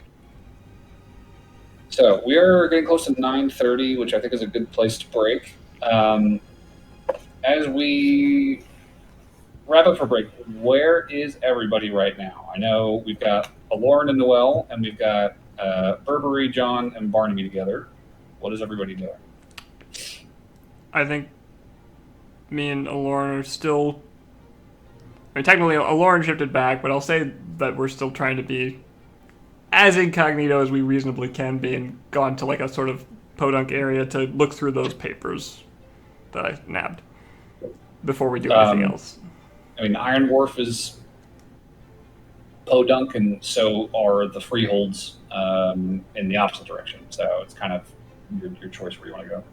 Where was Amelia's scent less strong? The freeholds. Freeholds it is. Okay. Cool. So you guys are heading north, staying in Freeport, but in the direction of the Presidium, and finding somewhere covert to look over your spoils. I'll still be the old woman for the time being. Okay. Burberry, Barnaby, John, what are you guys doing? I guess we're probably near the beach. That would track. If we're, going with wherever Barnaby was. He'd probably be on a... Well, I guess if you're back in Freeport, there's the beach on the north side of town. So sure. Okay. So y'all are just vibing for now? Yeah, I mean, there's not really much to do until we figure out where we stand. Can I find John a really extra large size fishing pole? Sure, I would yeah. like a deep sea fishing pole, please. I'll just get like a really big bait and just check it in and see if I can get something really big. Okay. If I could ask, John, I'm surprised you just don't go swimming. Well, I could do that, but that takes all the fun out. The fun of just... Wait, hold on, who's on top? The fun of yanking it out of the water and being surprised by what it is. Oh, okay. So you enjoy the mystery of the thing. Yeah, if I just come across it in the water and decide I'm going to take that, then it's not much of a surprise. So I admit, I did think you were more the type to go for the I caught this fish by swimming really fast endurance type, not the I sat and waited patiently type. That's the Stephen Pye method. He's dead now. I have patience. I'm not just a rage monster. I only rage in combat. He has feelings too. What does rage have to do with it? I mean, did you think that I didn't have patience, or Patience and rage are two very different things, John. I'm aware. I mean, I'm angry but patient that I'm not catching any fish.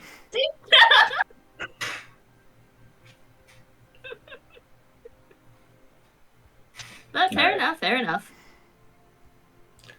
Well, let's take our break. Be back in 10, Okay, and we will see what becomes of this investigation.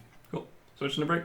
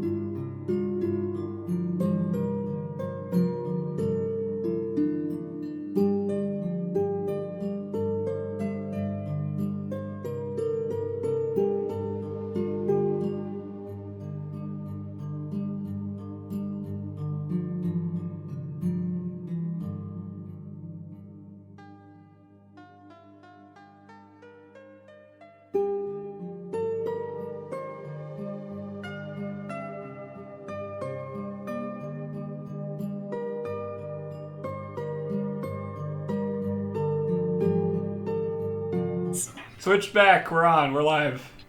Phoebe. No, we're live. No cats.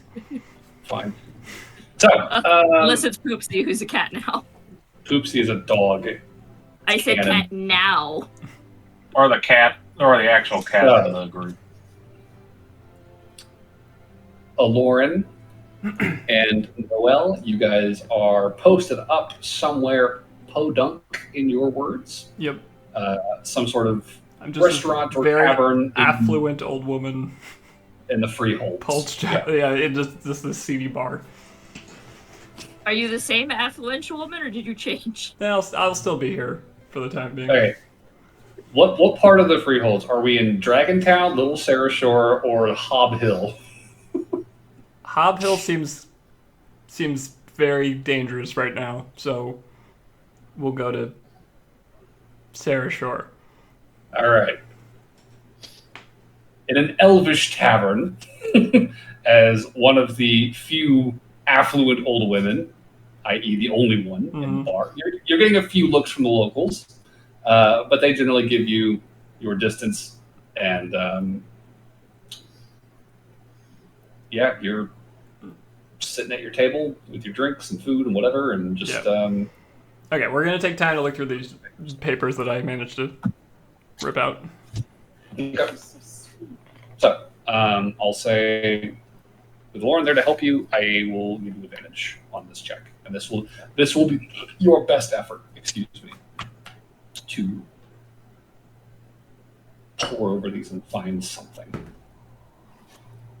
10. I give you my. Oh wait, no, because inspiration doesn't matter because there was advantage, right? Yeah. Man. It's because I'm not rolling a lot. I'm sorry. This is my fault.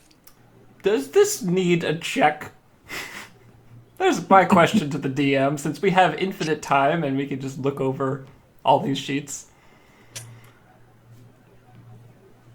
Fair point. We'll say the check. What's the time? We'll say the check is determining how long it takes you to figure this out. That is fair. Half a day.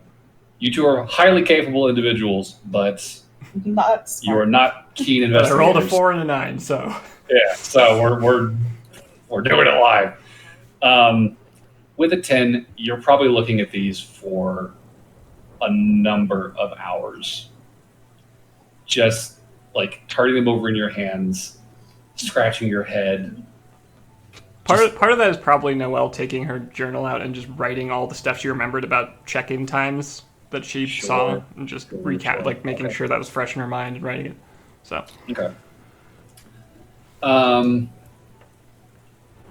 So with a 10, it will probably take you into late afternoon, we'll say. Okay.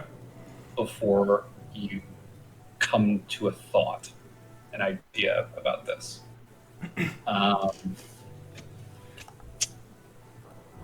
And I will say that as you're coming to this idea, you are also probably going to receive a sending message. We'll cover your idea first. Looking over these pages, there's a plethora of runes and keys noted on both bundles of documents, and it will strike you that there is one room and its corresponding key which appear to be both empty and unaccounted for. okay. 1234. 1, 2, 3, 4. Of A very course. top floor of Le Chateau. And no, you're racking your brain because you're pretty sure, you don't have the pages in front of you, but you're pretty sure this was true all the way back to the date that Amelia and the Cordobench party was noted to have transferred rooms. They don't appear on any documentation. Their names are not written anywhere. But thinking about it, if they're trying to stay hidden, requesting specifically that no record of their current lodging be left would not be an unreasonable ask. Right. And there's no other room in these documents that has that same pattern.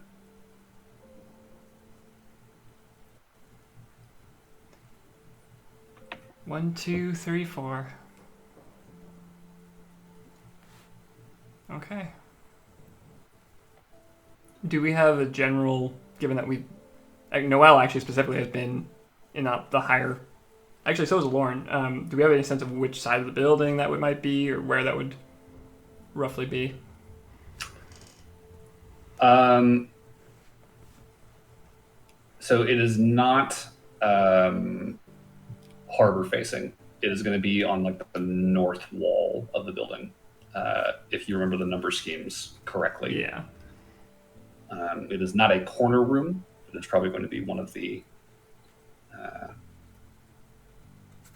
suites on the top floor. Okay.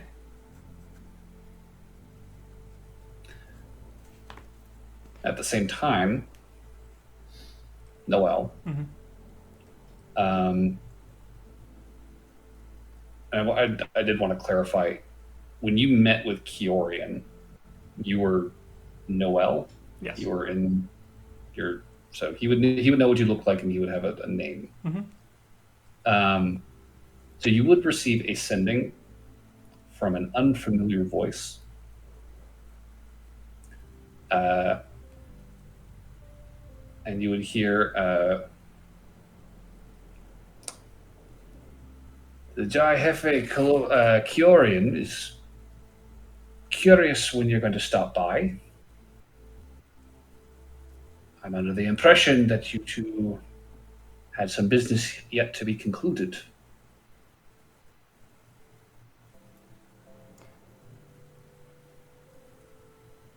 I'll respond with, we are currently wrangling the money for you.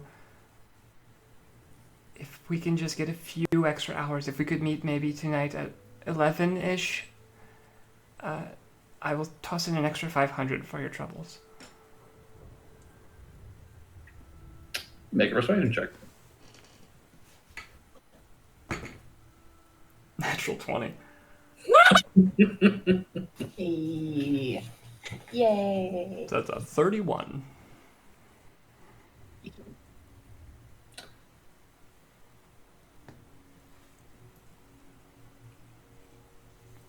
It's definitely a long pause where you're just kind of like wondering, like, is that it? Is he not going to? But then you hear that voice again. It's like 500. Well, I won't say no to an extra 500. Hello. My name's Dedrick, and I'll meet you at the door. We can just keep this between ourselves. Okay. Well, staved off that for a little bit longer.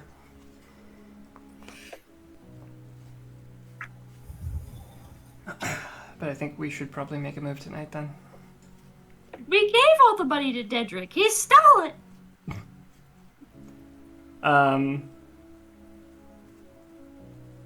Okay. At this point, don't know if it's even worth being super hidden now, because we do need to reconvene with the party at this point. So we're gonna be a part of a group that's seen anyway. So yeah, me and Lauren will. I'll go back to Noelle's, kind of leave Sarah Shore, and we will just be ourselves and go back to the Presidium. We'll just we'll just kind of pretend we've just been out for the day or whatever, doing stuff. Okay. I think if Barnaby's been fishing where he always fishes, he would probably know where to find him. Mm-hmm. And finding him, you would be able to find John and Burberry in his company at this point. Well, actually, no, because this would be several hours later. This would be like late afternoon. Mid to late afternoon, yeah. So, in the interim, what have the three of you been doing since? Fishing. Have I caught anything? Give me a survival check. Charlie, do you see your cat? She's a toy tourist. 24. Barnaby, you just have to look on with envy as John is reeling in everything that gets close to the beach. I warmed them up for you. How about you cook us up something good? That I can do.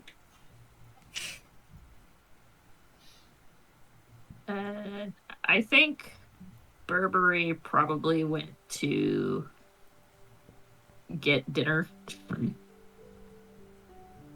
Sure. But we're making dinner right here. I can have both. More gumbo. Burberry distinctly can have 2 dinners. One of the few people that can. I wish I had that power. And it would be nice to stretch my legs a bit because I am not patient. I wonder who has a bigger stomach, John or Burr and Barry combined. Definitely John.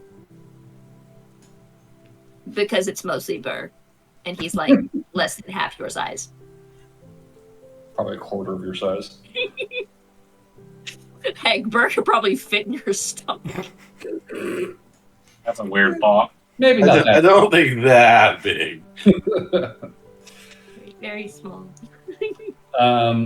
So yeah, Burberry can probably head back into town to grab some dinner, and we'll say for convenience that you run into Noelle and Lauren on their way back towards the Presidium on your way out.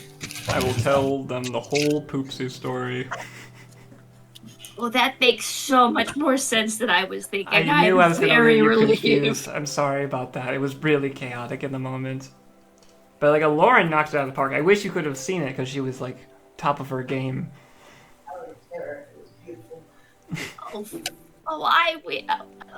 Random messaging to a Lord. Oh my god, that sounds amazing. I wish I was there to see it. It was the best 10 minutes of my life. It was only 10 minutes? I mean, no wait. Not even. Not even. Less than a minute. It felt like 10 minutes. Felt like 10 minutes. That was the best minute of my life. I think it was four, maybe 5 rounds. I definitely. Okay, we're going to get back to the Presidium. We're going to sit in your room or my room, whichever one you're more comfortable with. I don't know if you have company over or not. And you are going to show me this story in tattoos. Oh my god. I'll get Gerald to watch it too. Jesus. Have a viewing party. Do you have that tattoo on right now? I think I do. You can attune to it. It's Yeah, not an issue. she could attune and then unattune if she didn't want it. Make sure that you have whatever attunement items you want attuned for whatever bullshit you guys are planning for tonight before you go do it. I'm thinking a movie night. A tattoo movie night. Lauren pulls a Maui. I'll take off my amulet of non-protection and do the... Make a wisdom save. Lashirag is just constantly scrying.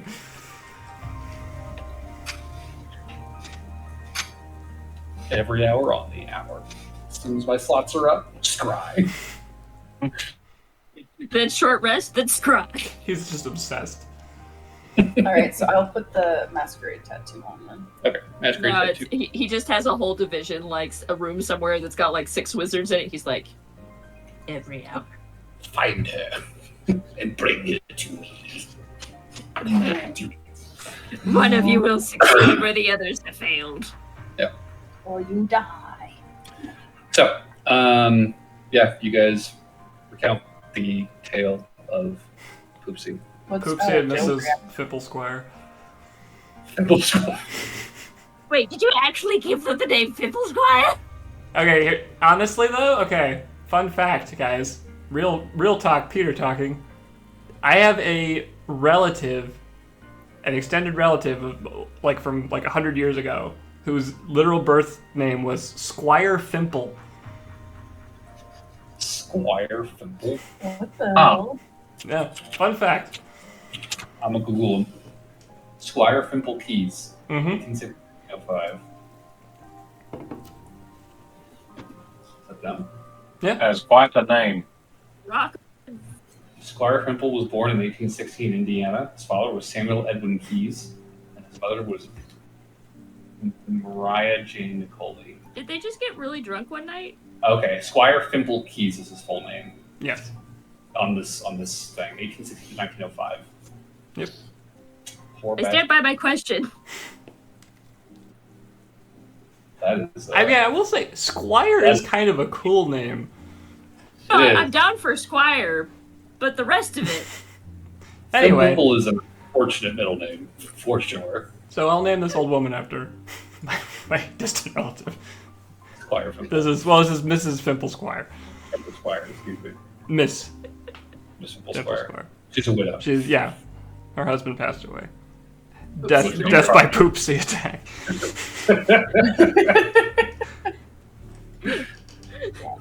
Just makes me think of the video of the two puppies playing on the stairs, and the one takes the he runs to the other one and knocks him down the stairs. He just stands and watches and looks straight at the camera. Yeah, I did that.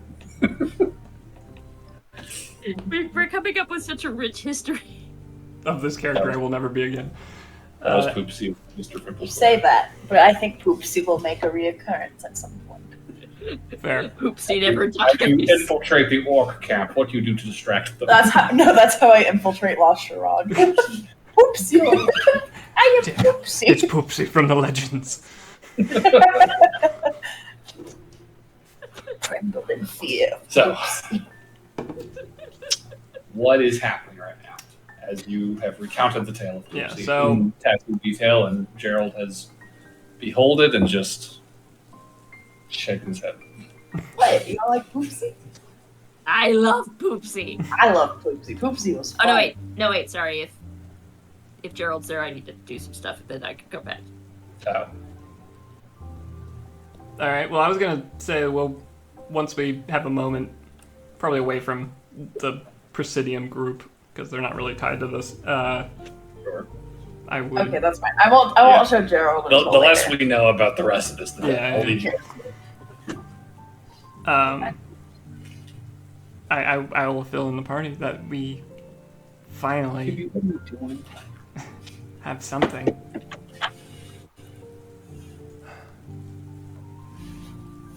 Well,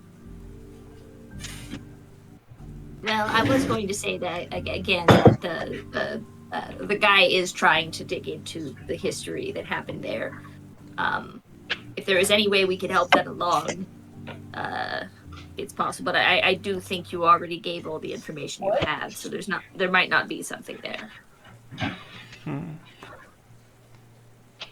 I mean, like you said in the sending, I'm not sure it's going to be fast enough to really have any effect.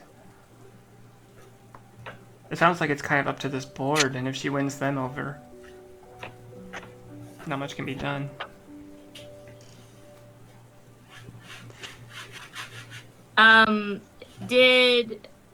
What was her name? Her Noelle replacement. Sandy? Sandy. Was Sandy in that group? Did I see Sandy in that group? He said you saw Lorelei, so probably. Well, no, so I'm asking because if Sandy was in that group, I would like to know that maybe that's why Jacob described the goblin. But no, I meant like who Sandy was. Sandy? Who Sandy Sandy was? was Lorelei. Oh, sorry, right, I've got myself mixed up. Never mind. Not very smart. Hold on. That's it's clear as mud, this story arc. No, I got myself mixed up with your mentor lady. Jade? Yes, I got. Or no, not Jade. the bad guy in this. Amelia? Amelia. I got myself mixed up with Amelia, so my brain went. Okay, gotcha. I'm pretty sure you described the goblin because we have a list of names of people that were investors, and I believe one of them was a goblin. So he was probably just indicating that these are the people that are meeting today, basically. Gotcha. Would be my guess. I'm back for 5 minutes. I mean, I'm down to take Amelia to the Feywilds and accidentally leave her there. I think it's a clean way to end this. What about Sandy? Are we going to do the same thing to Sandy, or are we just going to kill Sandy?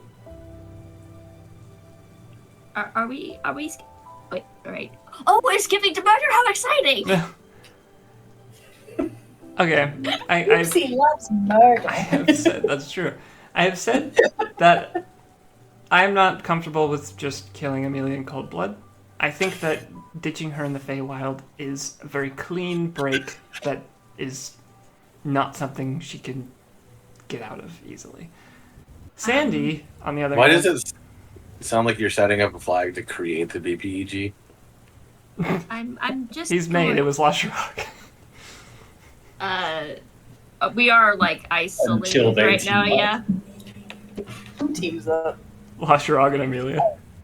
It's Sandy. Oh, yeah. We are kind of isolated right now, right? Like I assume we pulled away to a chamber. You can Okay. find a place in the castle to speak freely, yes. Cool. All right. I am mostly asking, out of curiosity's sake, but I know that you said that you are down for death, which is boring. No, fine.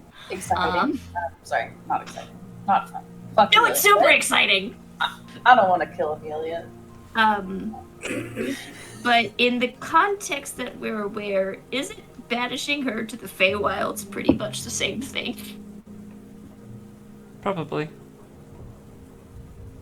might be Okay. easier death just to kill her. Just saying. It would be easier, but Oh, Poopsy, you and I are akin.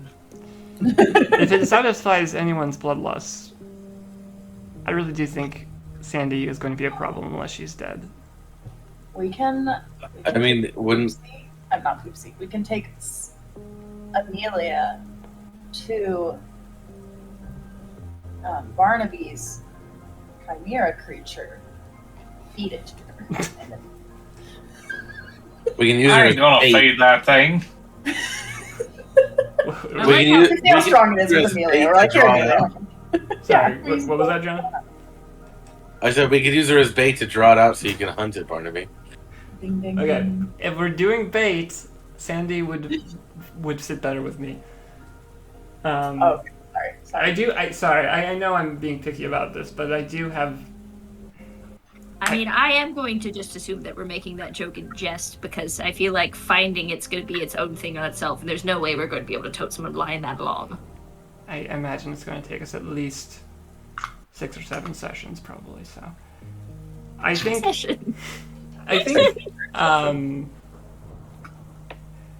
it's usually like a day and a half. So, yeah, I've said my piece mostly, but I do think Sandy is going to be a problem if she's alive, no matter what. She's tied to this Calabaya family. She is a changeling, so she is impossible to find. I hesitate to see any way she could live. That's convenient for us. Like Martin, right? If we're gonna do this, Martin is Martin. okay. okay. If you don't want something bad to happen with Martin and him, and be like, not a witness that we have to also take care of, perhaps you should tell him whenever we're gonna do this. Send him like a friendly tip and be like, maybe you should not be there or something.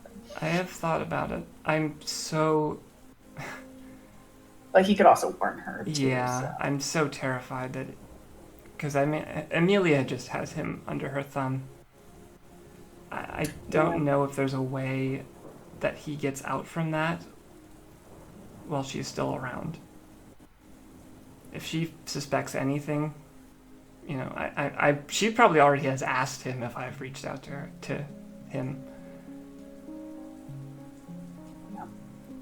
I must step away one more time. Oh. The DM has left. Quick! We let's kill get Amelia. back before we can go with it. Y'all lost. Free raid. Whoa. We killed Amelia. We did it, guys. Yay! We did it. Stop getting! She's been left in the Feywild. Okay. Something we actually can discuss. So, if we are going to make a move tonight, which I think this maybe is our best and possibly only good opportunity.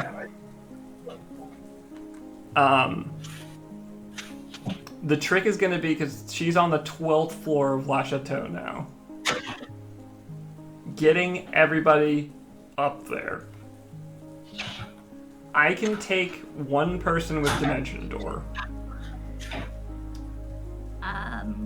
If we're going to take that route, you should probably take either John. Well, actually, I take that back. You should probably take Barnaby. For reference, I can fly. I was mostly saying because the armor's a bit loud and you are very large. Well, that's true. I'm just saying I can fly, which does negate both of those. Fair enough. You should take it on. Are your boots like making jet rocket noises though? So I fly a little bit from the distance, alright?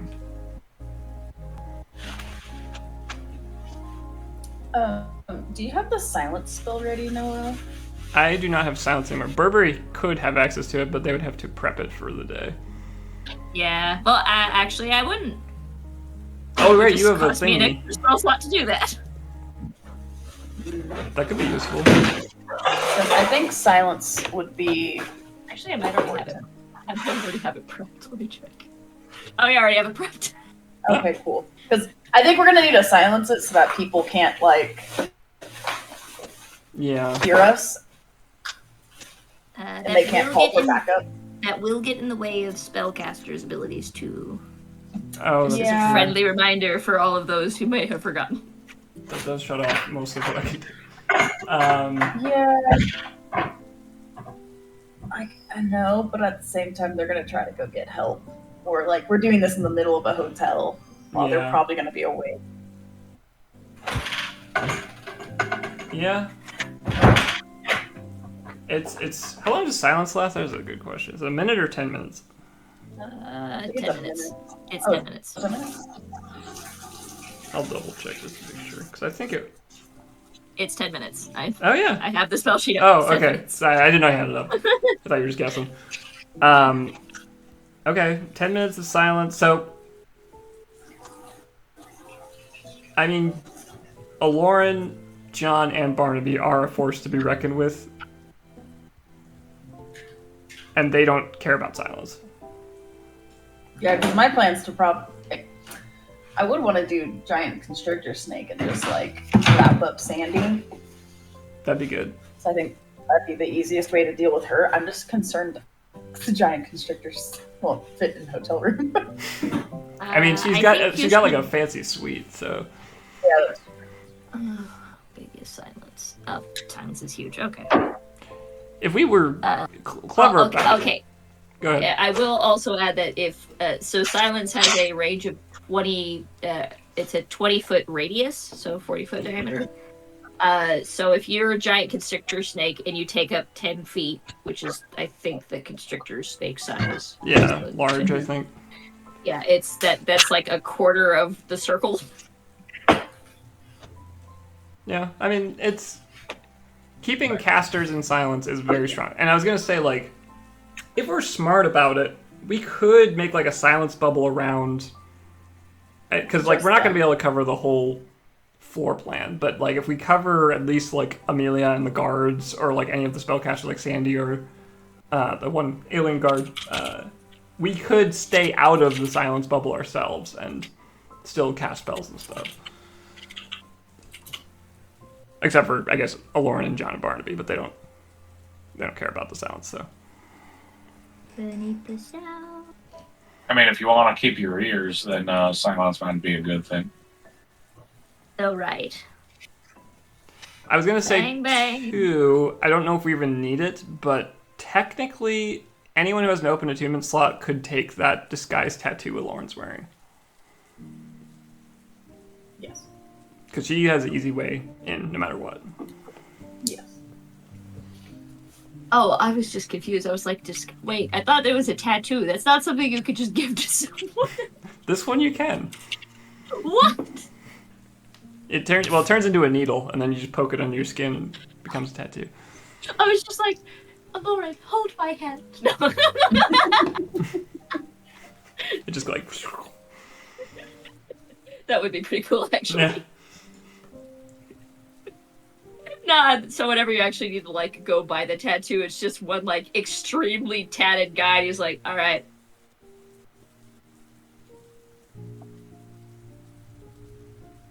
Let me give you one of the 50 bajillion I have lying around.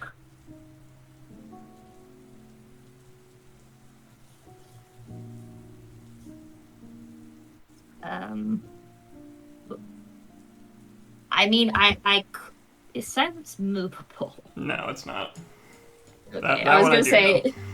right? No, I was legit gonna say. Well, I mean, if we wanted to do that, I mean, I could just hitch a ride with Barnaby, just keep his rocket boots levels.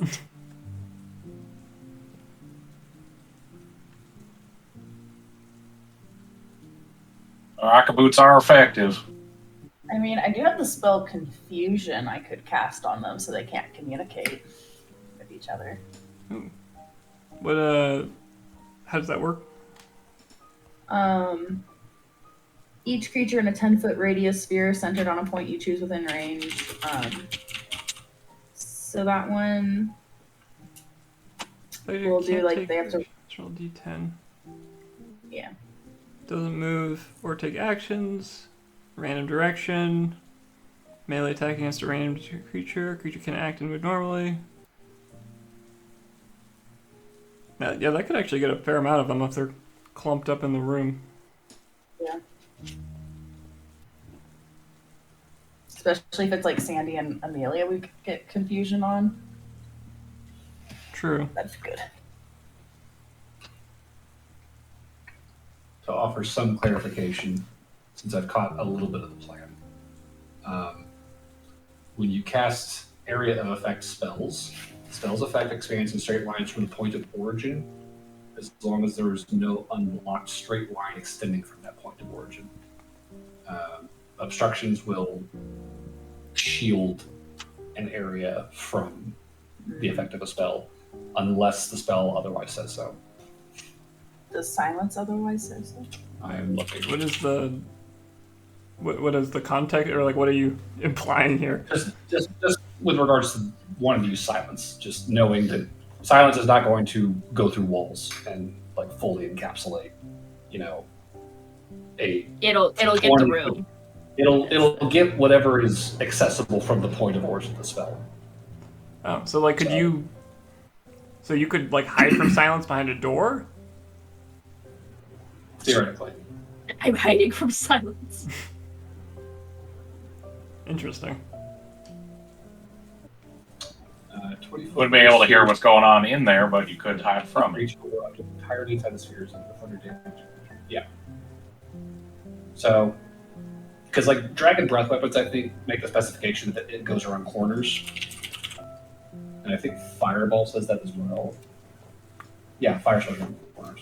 So like you can't hide from fireball because it specifies that it'll hit everything around it. Huh. That's interesting.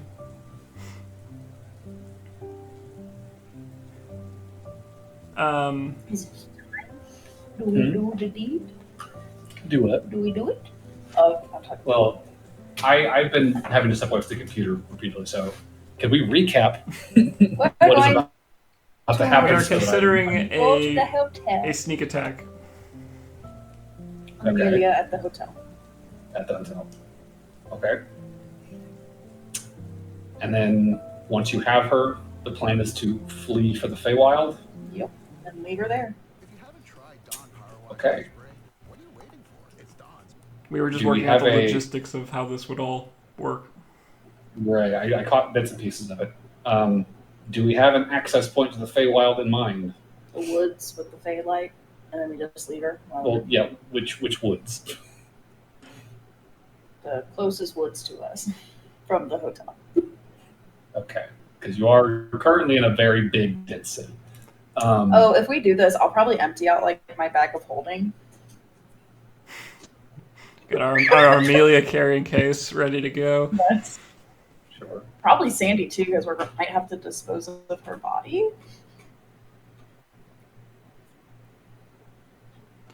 What's interesting is if we do kill Sandy, she will not be a dead Lorelei. She will be Sandy in her true form. That is the one time changelings revert back. Even if they're unconscious, they'll stay changed. But if they're dead, they just have to change back.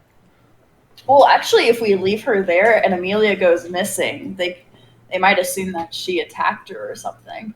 That's true. It was an assassin. We'll put a pin, like a note on her that says, "I was an assassin." No, we just put like a little note that has her name on it in her pocket. A calling card. There we Sandy go. the assassin. Okay. Yep. Because then if we leave her there, like, she won't look like her daughter anymore, so it's not going to be a big deal. And then, like, 2 of the 3 disappeared, and you're going to assume it was. First there were 3, now there were 2. There can't be 1.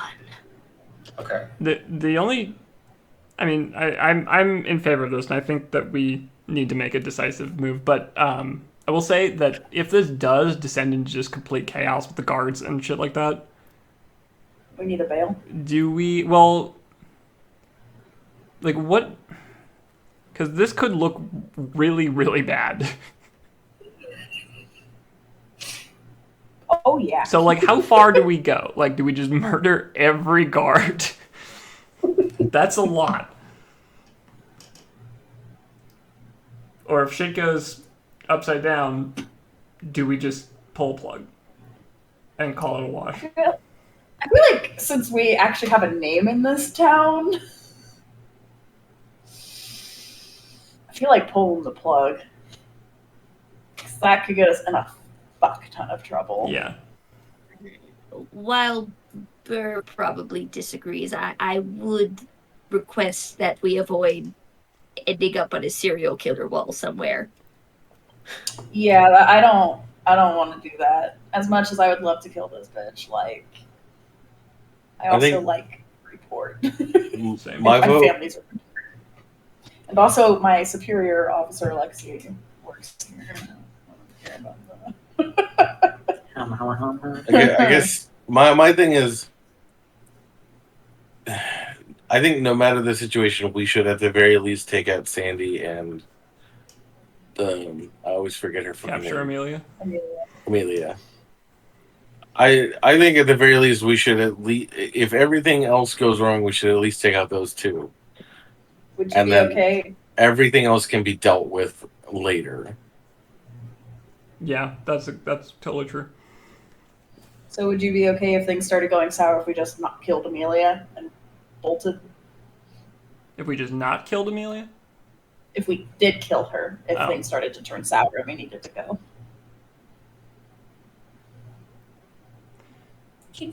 I think if we... Does Berber have gentle repose? Yes. That could be an emergency plan. If we do actually have to kill Amelia in that moment, I would still like to move forward with my initial plan. So we I could. don't currently have it prepped, but I can fix. I'll save a spell slot for the purpose of Okay. doing that. Just in case, in emergency. Her being dead is not the absolute end of the world, but it is not Noel's preference. But we'll Yeah. you know, this is a crazy scenario anyway, so we have to do what we got to do.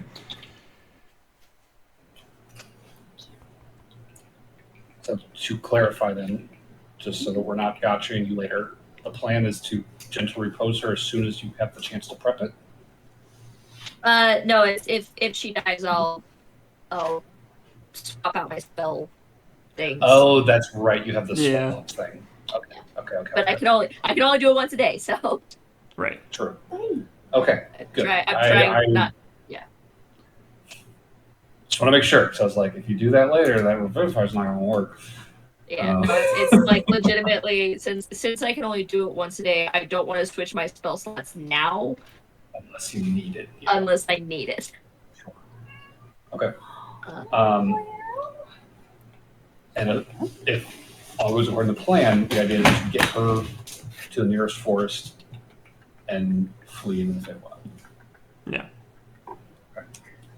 So, as a point of clarification, I will say that the area around Freeport, the peninsula that it's built on, is not very forested at all. Like, there's very scant trees. It's a pretty rocky, grassy place outside of the city and sandy out by the Presidium. That's why I'm clearing out my bag of holding. Okay.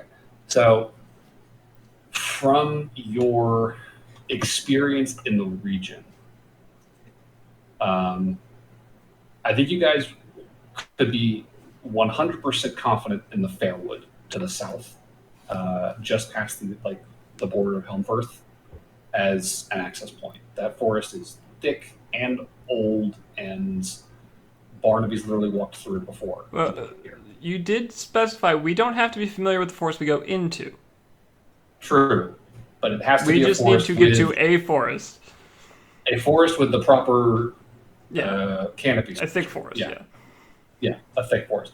So what I'm saying is the Fairwood you would know for sure is that thick, like no question. Okay.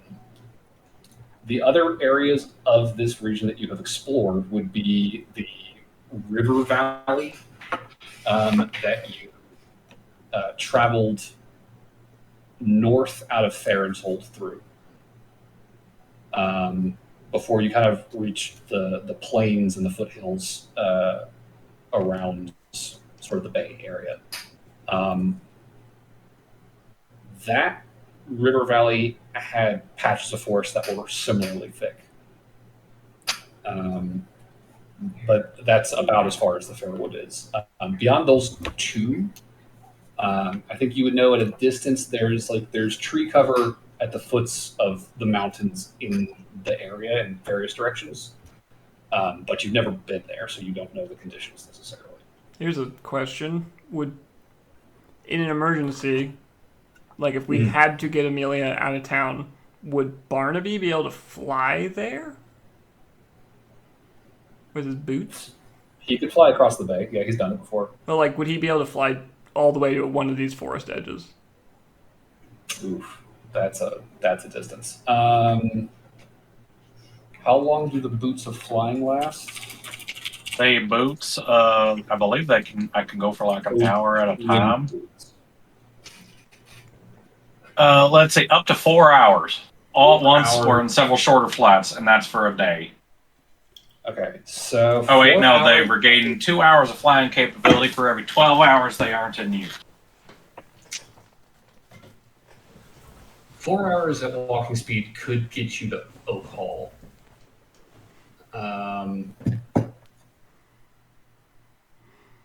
It would not get you to Helmfirth or the mountains to the southwest of Freeport. Those are about the same distance.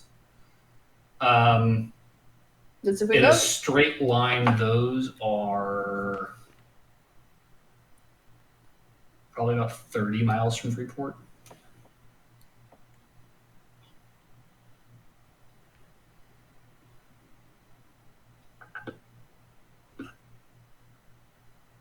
Okay. So if you are absconding with Amelia, you guys are fleeing the city for probably about a day before you're going to be able to actually get into the Feywild. Okay. Honestly, gentle reposing her might be the best. Like killing her and gentle reposing her might be the best option. If we have to travel with her for a whole day. I feel like if we are just to be 100% sure, Burberry, is you're switching a spell in action, or is it like a minute-long ritual? Because that could be the difference. I think it's a channel divinity, if I don't remember correctly. Yeah. which is usually an action of some kind, I believe. This is called. It's an action. Oh no, not favorite. It's an action. It's anointment. It's in the. No. Okay. It's it's not your channel divinity. Okay. Never mind. I'm mistaken. So, top priority is knockout / kill Sandy, acquire Amelia in whatever way we can, and get the hell out of there. What Amelia acquired? Yeah. Let's do it. Oh, do we want someone to take my tattoo so that they can get in easier? It wouldn't. Well, do we actually need anyone to, or do we have to help anyone to get in? Because I can get John easy. Barnaby can fly. Assuming there's some kind of window he can get in. You remember, I'm also able to teleport, right? Safe to Your teleport would be, I think, too short though, because it's 30 feet, it's right? a third teleport. Yeah, and she's on the 12th floor. Oh yeah, that would be a problem. But I can get you there with my. Is it a teleport while you're raging, John? I don't think so. Because I don't remember. It's been a while.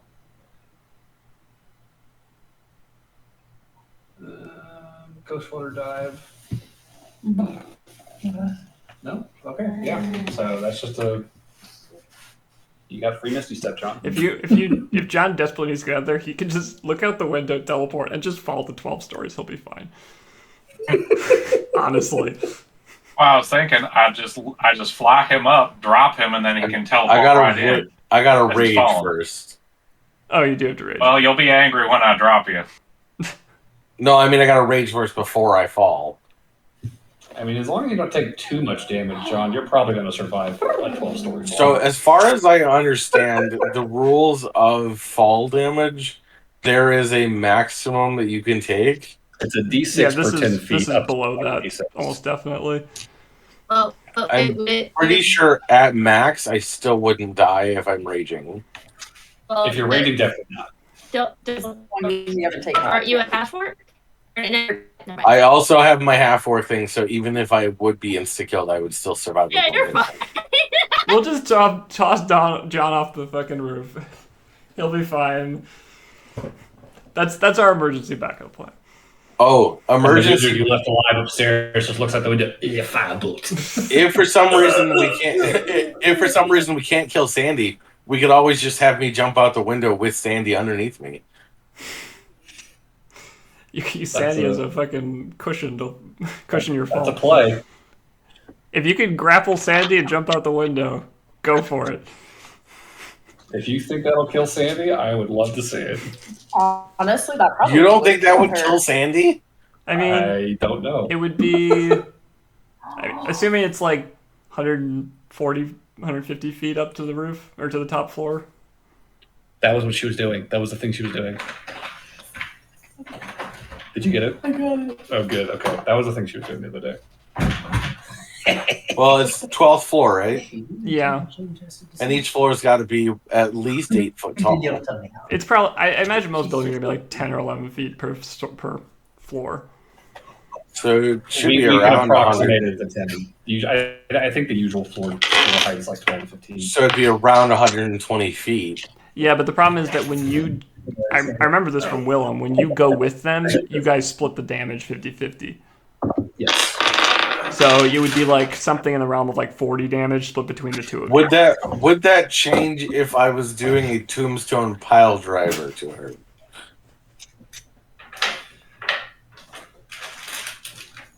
I think you would probably have better. Well, If that would like instant kill you and then you'd be able to get back. If I'm doing I feel like that would instant kill. here's a point of clarity. If you are landing on someone to cushion your fall, that's splitting the damage between the two of you, and that helps you. If you are just trying to knock her out as hard as you can, I mean, you could fucking just both of you drop parallel, right? Both of you hit the ground full force, and you both take full fall damage. Okay, but what happens if I'm doing a tombstone pile driver? So I'm literally just like her head is going underneath all of us, and so all of our weight is just going under her head, impacting the ground. I mean, in a fight, we are assuming everyone is doing their best not to be tombstone pile drived. So I would say That's the first rule of D&D. unless she's unconscious, she's probably going to be fighting you on the way down, not to take that. But if you've got control of the grapple and you force her out the window with you, there's not much she can do about it, but to just fall and take that damage. So if you want a tombstone pile driver for flavor, we can definitely say that. But mechanically speaking, it's going to be the same as just I grab her with a grapple, and then I use my movement to drag us both out the window and fall. And we fall together. This is assuming Sandy cannot teleport or just featherfall or yeah. This is all ideal scenarios, assuming Sandy doesn't have any recourse to being pile drived. Does featherfall require somatic or verbal components? I think it's verbal. Featherfall, I'm pretty sure it's verbal and material. So I gotta shove my sock in her mouth first. Good old John Sock. Destroyer of mages. That sock has been... I don't remember where I heard it, but it was said the best way to counter a mage is to push him up against the wall and make out with them. Lauren can do that. That is Don't you worry. technically accurate. He has no problem with that.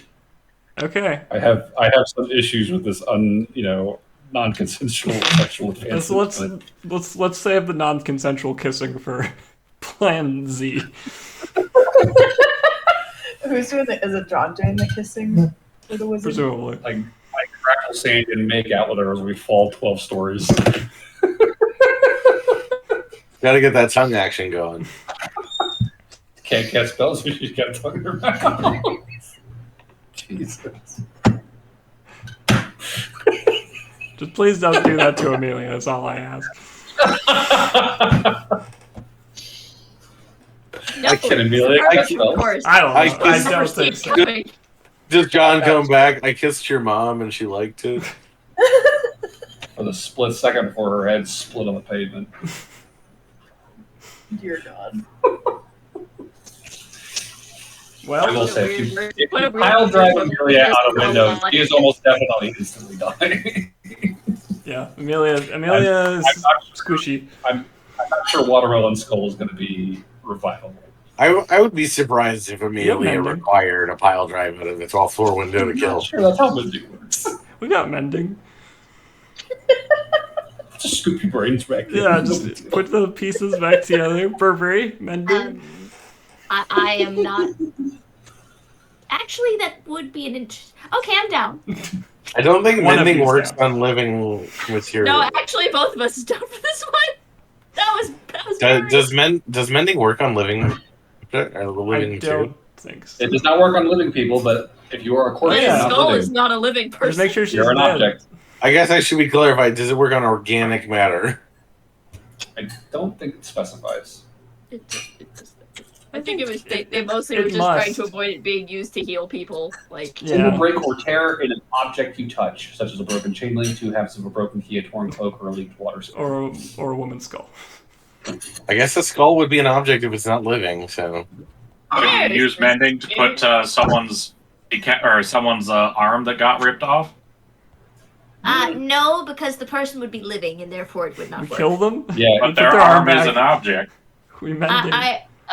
So this is just Kat's opinion, and Jacob is welcome to take it or leave it.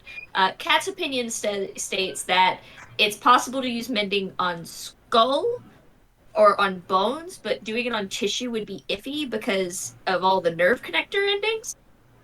So like theoretically, I could mend it, but it wouldn't work anymore. It wouldn't be a good repair. Right. you would mend the bone back together and then you could heal it back onto me. mending Right, is so that's not natural why- surgery, but you could try. isn't there just a spell to regrow limbs? Yeah, it's called regenerate, but it's It's 6th level. very high Yeah. level. But this is cheaper. This is a cantrip. A cantrip and a revivify. Sir, this is a budget health center. We've got mending. We're gonna kill you. We're gonna reattach your arm, and then we're gonna bring you back. All right. That'll be 300 diamonds. Christ. Okay. In theory, this should be really straightforward and simple, then fine. So, In theory, everything is simple. what is the plan then? Are we ready to begin? I don't know that we'll finish Yeah, we'll it probably tonight. not do this tonight. We're pretty close to the end of the session, but we can get you guys in place, and I can make note of everything. I think I would absolutely, to be totally clear, the absolute priority is Sandy almost definitely has to die. I think if we can get out of the room with Sandy and Amelia, dead or alive, or sorry, with both Sandy and Amelia, dead or alive, that is a great step one. Because then we don't have to worry about the guards, and we can potentially get away or get to a place where we're not going to be caught. But if we have to fight in the hotel room, that's a bad scenario that we might have to pull a plug on. So we'll see.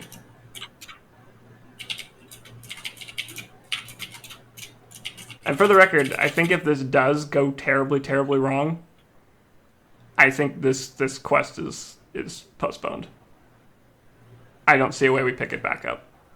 If only we could get like a group of people to pretend to be us in like a public space while we do this. The Big Eagle Gang. We got a job for you, buddies. Get him a wig and Just other things. How much would it be for? Wait, one of them was a 5 Triton, hats, right? No, there were no Tritons.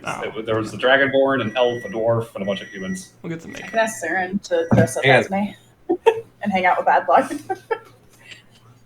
We just need you guys to take a fall for a heinous crime we committed and botched. No, we just need them to be a distraction. Oh. No, they would be like, if they said it was us, it's like, no, I was with my buddy at the thing, and there's all these witnesses there. Ha ha ha. Mhm. Got it. Alibi. So we just need 5 hats of disguise or hat of disguise. Damn, should have bought those earlier. Find some at this hour. Mm. Saren's not here anyways. We'll find a drunk Triton.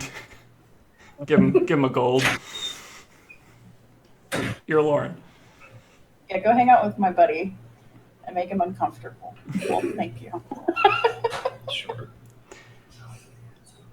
Okay. Well, I think we've got time enough to set up, Okay. at the very least, if you want to do that tonight. And then next session, we can pull the trigger. Sure. So, First thing first, I would like to, and if Burberry would like to help, do a quick, just stroll out near, not leave the Presidium, but sort of go toward the front gate, peek outside, look up overhead, do a little perception to see if we see any familiars or, shady folk keeping their eyes on us right here. and at this point, it's what, sunset, roughly? You guys basically I'd say- met back up as soon as you figured out what the room number was. And then This started conversation probably would have lasted at least a couple hours, so it's probably getting close to 8, 9 o'clock. talking. So I'll say, yeah, go ahead and give me a perception check. So. Okay. Is it? Do you want advantage, Burberry, or should I do this one? I forget who has perception. The very My- last. No, the sun wouldn't even be out at 8 o'clock. It'd be well set. My perception's +3. Okay, I have +8. Yeah, you should probably do Oh no, I it. have And +6, but yeah. you should still probably do it. Okay, I'll roll with advantage. It's a good roll. We'll go with the first one. 22. Looking around and being very careful, you're scanning quadrants. You're really being methodical about it. There's a flock of seabirds kind of flying out over the bay right now in the distance. You can see a handful of larger birds just barely visible against the fading light of the set sun, flying over Freeport. Looking around, you don't see any in the immediate vicinity of the Presidium. Nothing jumps out at you, and you don't feel, you feel pretty confident that there are no creatures about that are surveilling you. Okay. So we have a moment, probably. For what it's worth, this would be a great way to get John out of the Presidium unnoticed if we did the disguise tattoo with him. Because John's coming with me, because I can get him in. I don't have a problem disguising. So, John, do you have an attunement slot? Let me double check. Okay.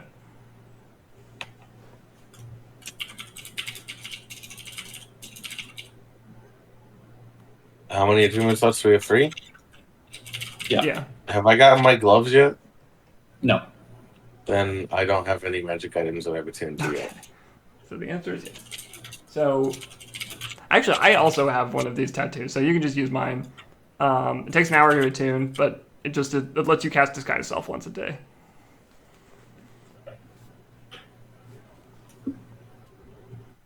Should I just disguise as like an orc instead then? Well, I was thinking if we're leaving the Presidium, we could just be like Samus and Gideon until we, get into town. Samus. Samus. Not Samus. What's her name? She's like a armored woman, right? Aaron. Yeah. Oh, okay. I mean, but disguise self only lets you modify your appearance slightly, right? Like you can't change height and weight very much. But you could be Gerald.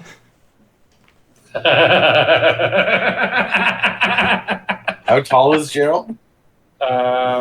He's like a head shorter than you. It's like, would that even work? 6'6". Yeah. Yeah. Disguise self can make you look. It's like an illusion. Smaller or taller than you actually are. I thought it was only by like a foot at max. Give or take. I mean, even if it's not absolutely perfect, you just need to not look like you for a little bit. Yeah.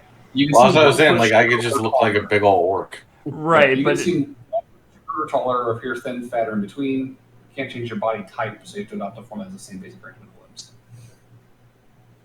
So why can't John just go out as an orc? Well, because my thinking is like if they were watching us, then they would have not seen that orc go in, and yeah. So it's like if someone who would normally be leaving the Presidium would make more sense. That's all.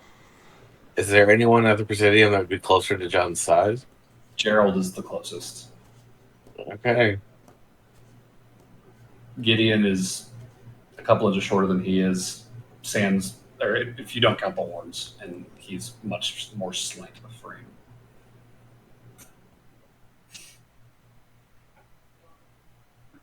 Guess I'm cosplaying as a Lauren's boyfriend.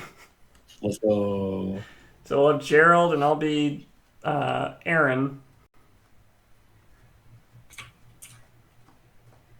I'm sure they'll love that we're doing. They don't have to know. We're not like implicating them. We're just using them to get out of the Presidium. Fair. I feel like there really needs to be like a spell or a magic item that alerts you if you're being watched. That'd be nice. I mean, presumably we're not, but if some minion rolled a super high stealth check, I wouldn't know. So we'll just work with an abundance of caution, and this costs us nothing. So what? But you're rolling over there. No. He's rolling for how pissed Gideon's gonna be when he finds out. I didn't do it this time. I'm blameless. So me and John have a way to get close pretty easily. Okay.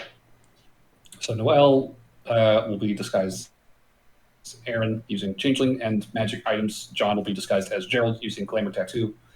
And that will be how you leave the Presidium. Yep. Okay. So who's next? If Lauren was a spider, could she make it all the way to the hotel as a spider? I have 6 hours in wild shape. It'd be slow as fuck, but she could, yeah. It would take her twice as long as the rest of you. I mean, we're not in a super hurry. If Lauren was a spider on Noelle, would she technically be able to transport it with her? If you were riding Noelle, it wouldn't be an issue. I was riding her? As a spider, you just fucking Crazy. stick to her. Well, I can only get 2 creatures with Dimension Door. Well, no, you just stick me in a bag, and then Well, it turns into a spider. She can climb the wall to get inside once Yeah, you're so there. she could ride on my shoulder or John's shoulder. Yeah, it doesn't have to. The spider doesn't have to be on Noelle. I mean, it makes sense for a Lauren spider to climb on John if he looks like Gerald. Although, I've done it I before. probably shouldn't be pointing out cheesy shit, but I mean, if she's in the bag of holding, she doesn't count as being on your person. She's in an extra dimensional space. Let's cram everyone in the bag of holding, and I'll Dimension Door us up there. And then everybody just pile out. Because technically, if I'm a spider, I'm going to take like no space at all. Yeah, but So you can put Burberry in there, too. the dimension door just specifies that you can't have more than 2 creatures. If we want to use bag of holdings like this, yes, I could Dimension Door Burberry and Lauren up there alongside I John. left most of my things like At the Presidium. At the Presidium. Okay. To clear up the bag of holding. I don't want to delete everything out of my bag of holding. But I will make a note in my notes that says Lauren is leaving basically everything at the Presidium. yeah. I think the only thing I'd probably keep would maybe be Your friends?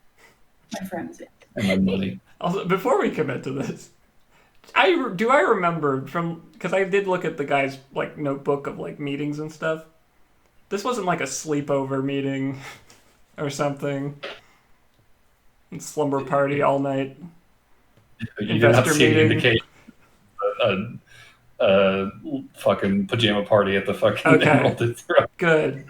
It just said like in layer 32nd, investor meeting and tour of headquarter campus. Right. 33rd, we're doing a tour of the industrial yard in Freeport. 34th, we're doing a tour of the event space. Okay. And I just wanted to make sure about the slumber party thing because in all of your business dealings, as part of your own backstory, you have never, ever, ever, ever had a slumber party fucking business conference. You may have stayed at someone's home, but like there was no business going on late into the night. All right. So it would be. I'm not the one who did the world building. I don't know how common business slumber parties are. I just wanted to clarify. I can say with some confidence, Noel has never experienced it and would not expect that in any capacity to be at that. Okay. So, Are we doing the bag of holding thing? Like, is that legit? Are we allowed to do this? I can't stop you. That sounds like some enthusiastic thumbs up from the DM. Like Barnaby and Burberry were together because we might be able to get literally everybody in. Because if I'm a spider, I'm gonna be like Barnaby alone probably weighs almost 500 pounds at this point. That dude's caked In the on. armor, there's no way he's getting in that bag. Also, Probably he not. is a very big man. I don't know if he would even fit in the bag. that's fair. We do Then know I won't use my wild. I will just like go into the bag. 'Cause Let's me see. and So Burberry- I'm currently 240 pounds and I'm carrying 212 and a half pounds. Yeah, he is Big boy. not big. So, a Lauren with an empty inventory and Burberry could probably fit in the bag. I'm actually not really carrying that much right now, honestly. Just money. Yeah, just like a few very random light things. Like I have rope and a potion of mana, a jar of blood, just some random shit. Oh, wait, hold on. Where did jar of blood come from again? Varys. found it. Okay. Don't worry about it.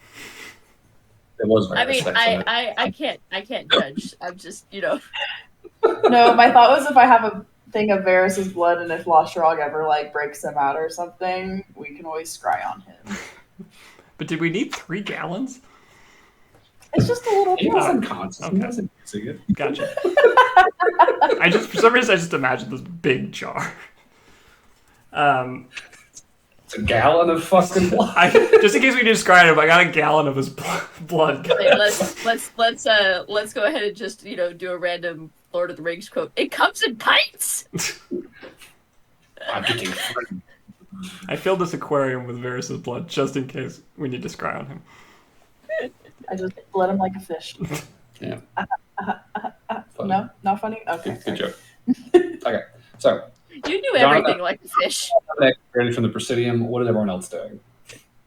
I mean, it sounds like Burberry and Aloran can pretty Yeah. easily sneak out. Although, well, we could sneak him can out sneak and then us let out him out, put him back exactly. in Yeah, and later. just get me like out of the Presidium in the bag, and then like drop me off somewhere, and I'll do alternate outfit. Okay. So we can So get just- 4 of us out as Barnaby is the wild card here. You can get 5 minutes from the Presidium with 2 people in that bag before they need to come out and Okay. reoxygenate. So, if you're comfortable with that, then that is the plan. If we can, can we get to like some dank back No, alley within it's 5 minutes Aloran. if we run? Lauren turns into a spider, so she doesn't need as much air.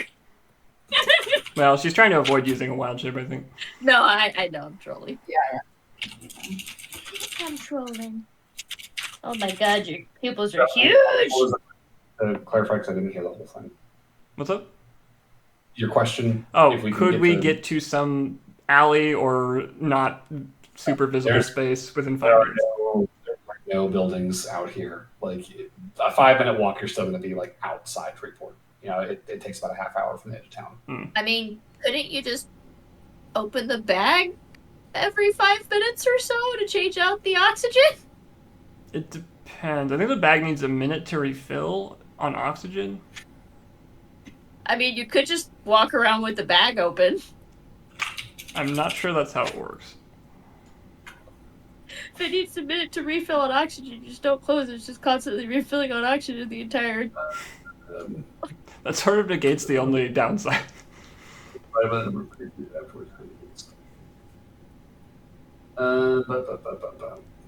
I feel like there's needed to be a book that's just 100 questions about the bag of holding. Why the bag of holding is complete bullshit. A video essay. Yes. Yeah, I would watch that. 2 feet in diameter. I'd love to 4 see the feet cheesing you deep. could do with it that other people have come up with. Bag can hold up to 500 pounds, 164 cubic feet.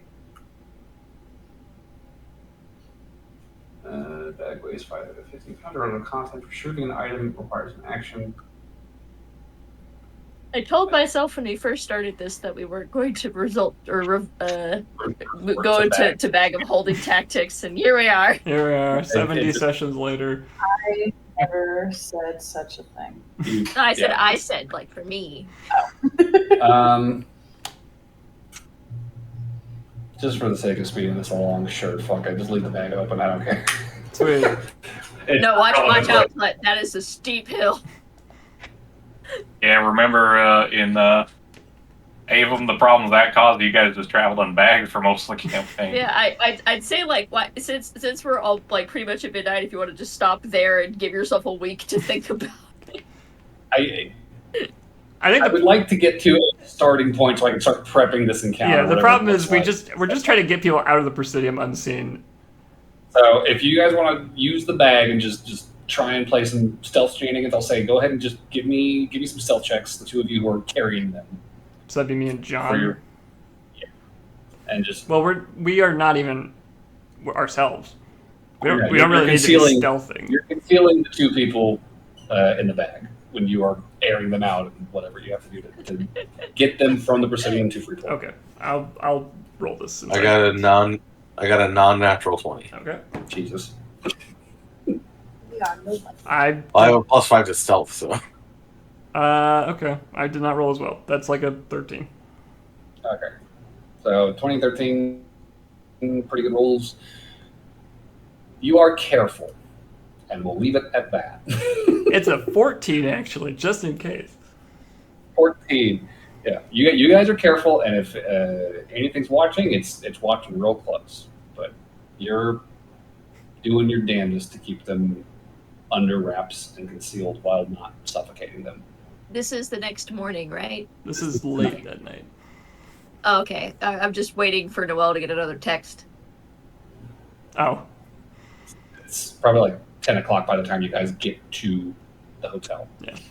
Or I guess 9 o'clock if you guys left at 8. we still.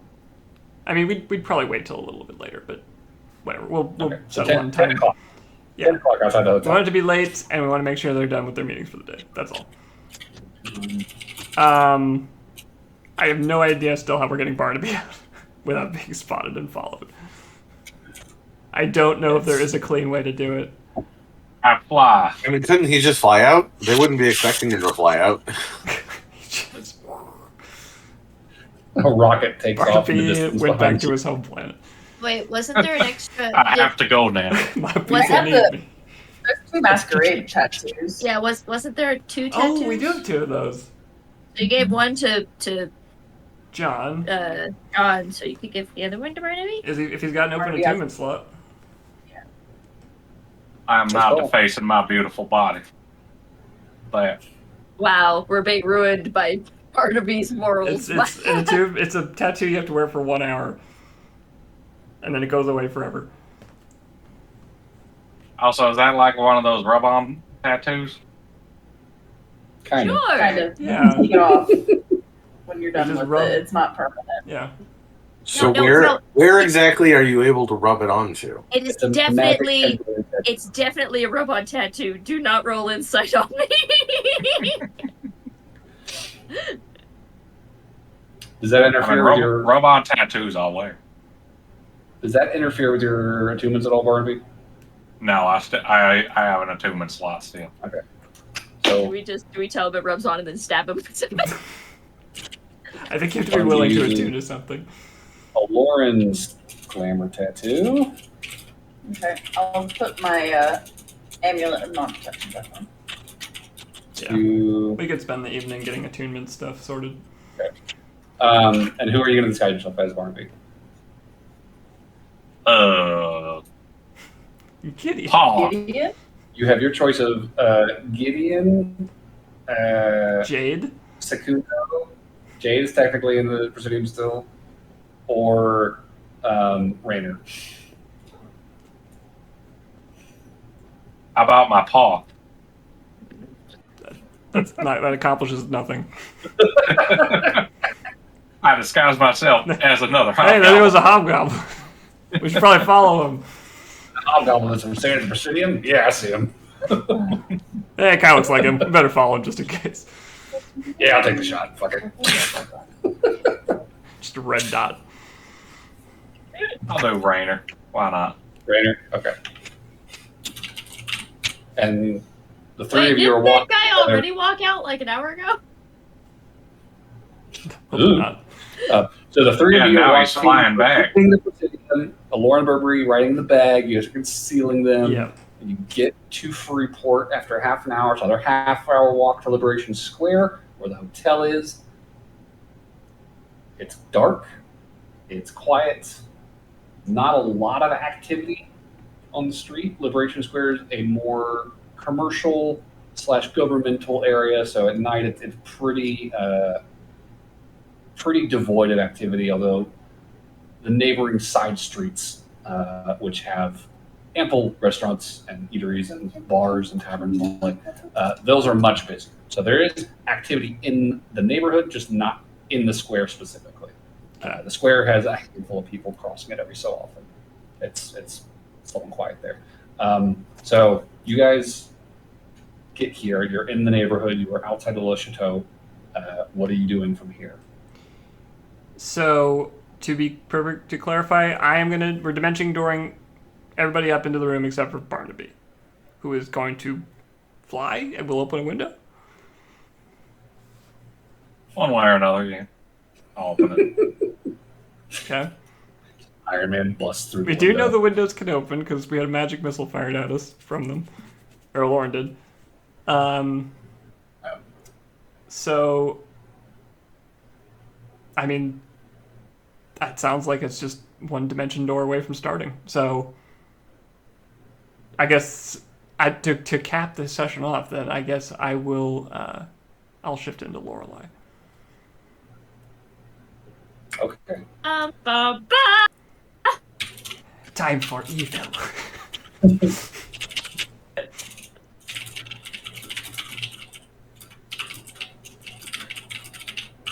Got it. Okay, so we will leave off here. Then you guys are street level outside La Chateau, looking up at the side of the building. Probably the we're in an window. alley, but yeah. Well, street level outside the Yeah, building. yeah. You can see La Chateau, you can see the top floor, and you're pretty confident that they are going to be in their room with the dimension door inside. So we will pick up here next time with whatever the fuck you guys do next. Well, John, something's gonna happen next week. Yay!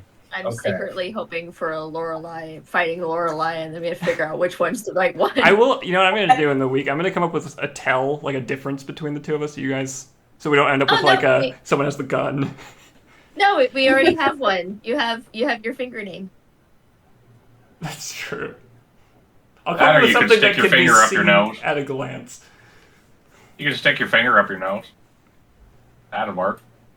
Worst many case people do scenario, I can just pile drive one of you out the window, and if it's the wrong one, then we just gentle repose them.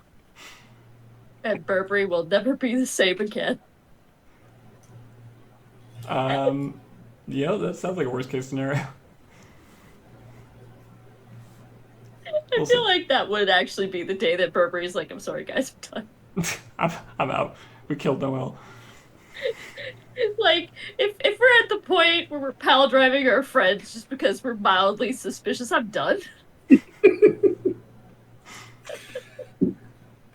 That's what we have to deal with when it's a shape changer. Yep. Look, the only person that I want to doubt this party is Wild. myself. I mean, honestly, that was part of where the inspiration for Noelle even came from. It's just how absurdly terrifying someone who can just be someone else constantly forever is. Yep. Man, that's fucking just warlocks with that mask of the face shit too. Well, this isn't even like there's no illusion. Like you can like feel them and there's no chance that they The clothes through are it. illusory still, yeah. but Well, yeah, body but like is not. yeah. I can be clear. Alright. So, Who's your boy? oh my god, Tenzin, you dickhead. What is Tenzin doing? That's- It's on my computer. Tenzin, How dare. how dare? Lewd. All right, I'm gonna stop the street. Wait, we haven't done the things. Yeah, everybody gets an RP for sure. MVP vote. Who's getting what? Nominees? Anybody? Votes I for would- a Lauren for Poopsy? I was gonna say Burberry for. Is anyone not full? I used my inspiration this week, so I can't. can't I'm tell not- you. I'm not full. I've still got. I just reset earlier. Yeah, I'm running on empty. Okay, I have an extra inspiration I can give to someone if they need it. I will. I take got it. inspiration. I just don't have many points. I'll take it if you're offering, John. Sure. And I will. Let me I will pull- vote for Lauren for the Poopsy 2 shenanigans. for Lauren. Sure. Is that 3 for As Lauren? silly as that was, Barnaby would not vote for an abomination. So Barnaby just hates a Lauren, man. I just don't like little dogs. All right, they ain't dogs.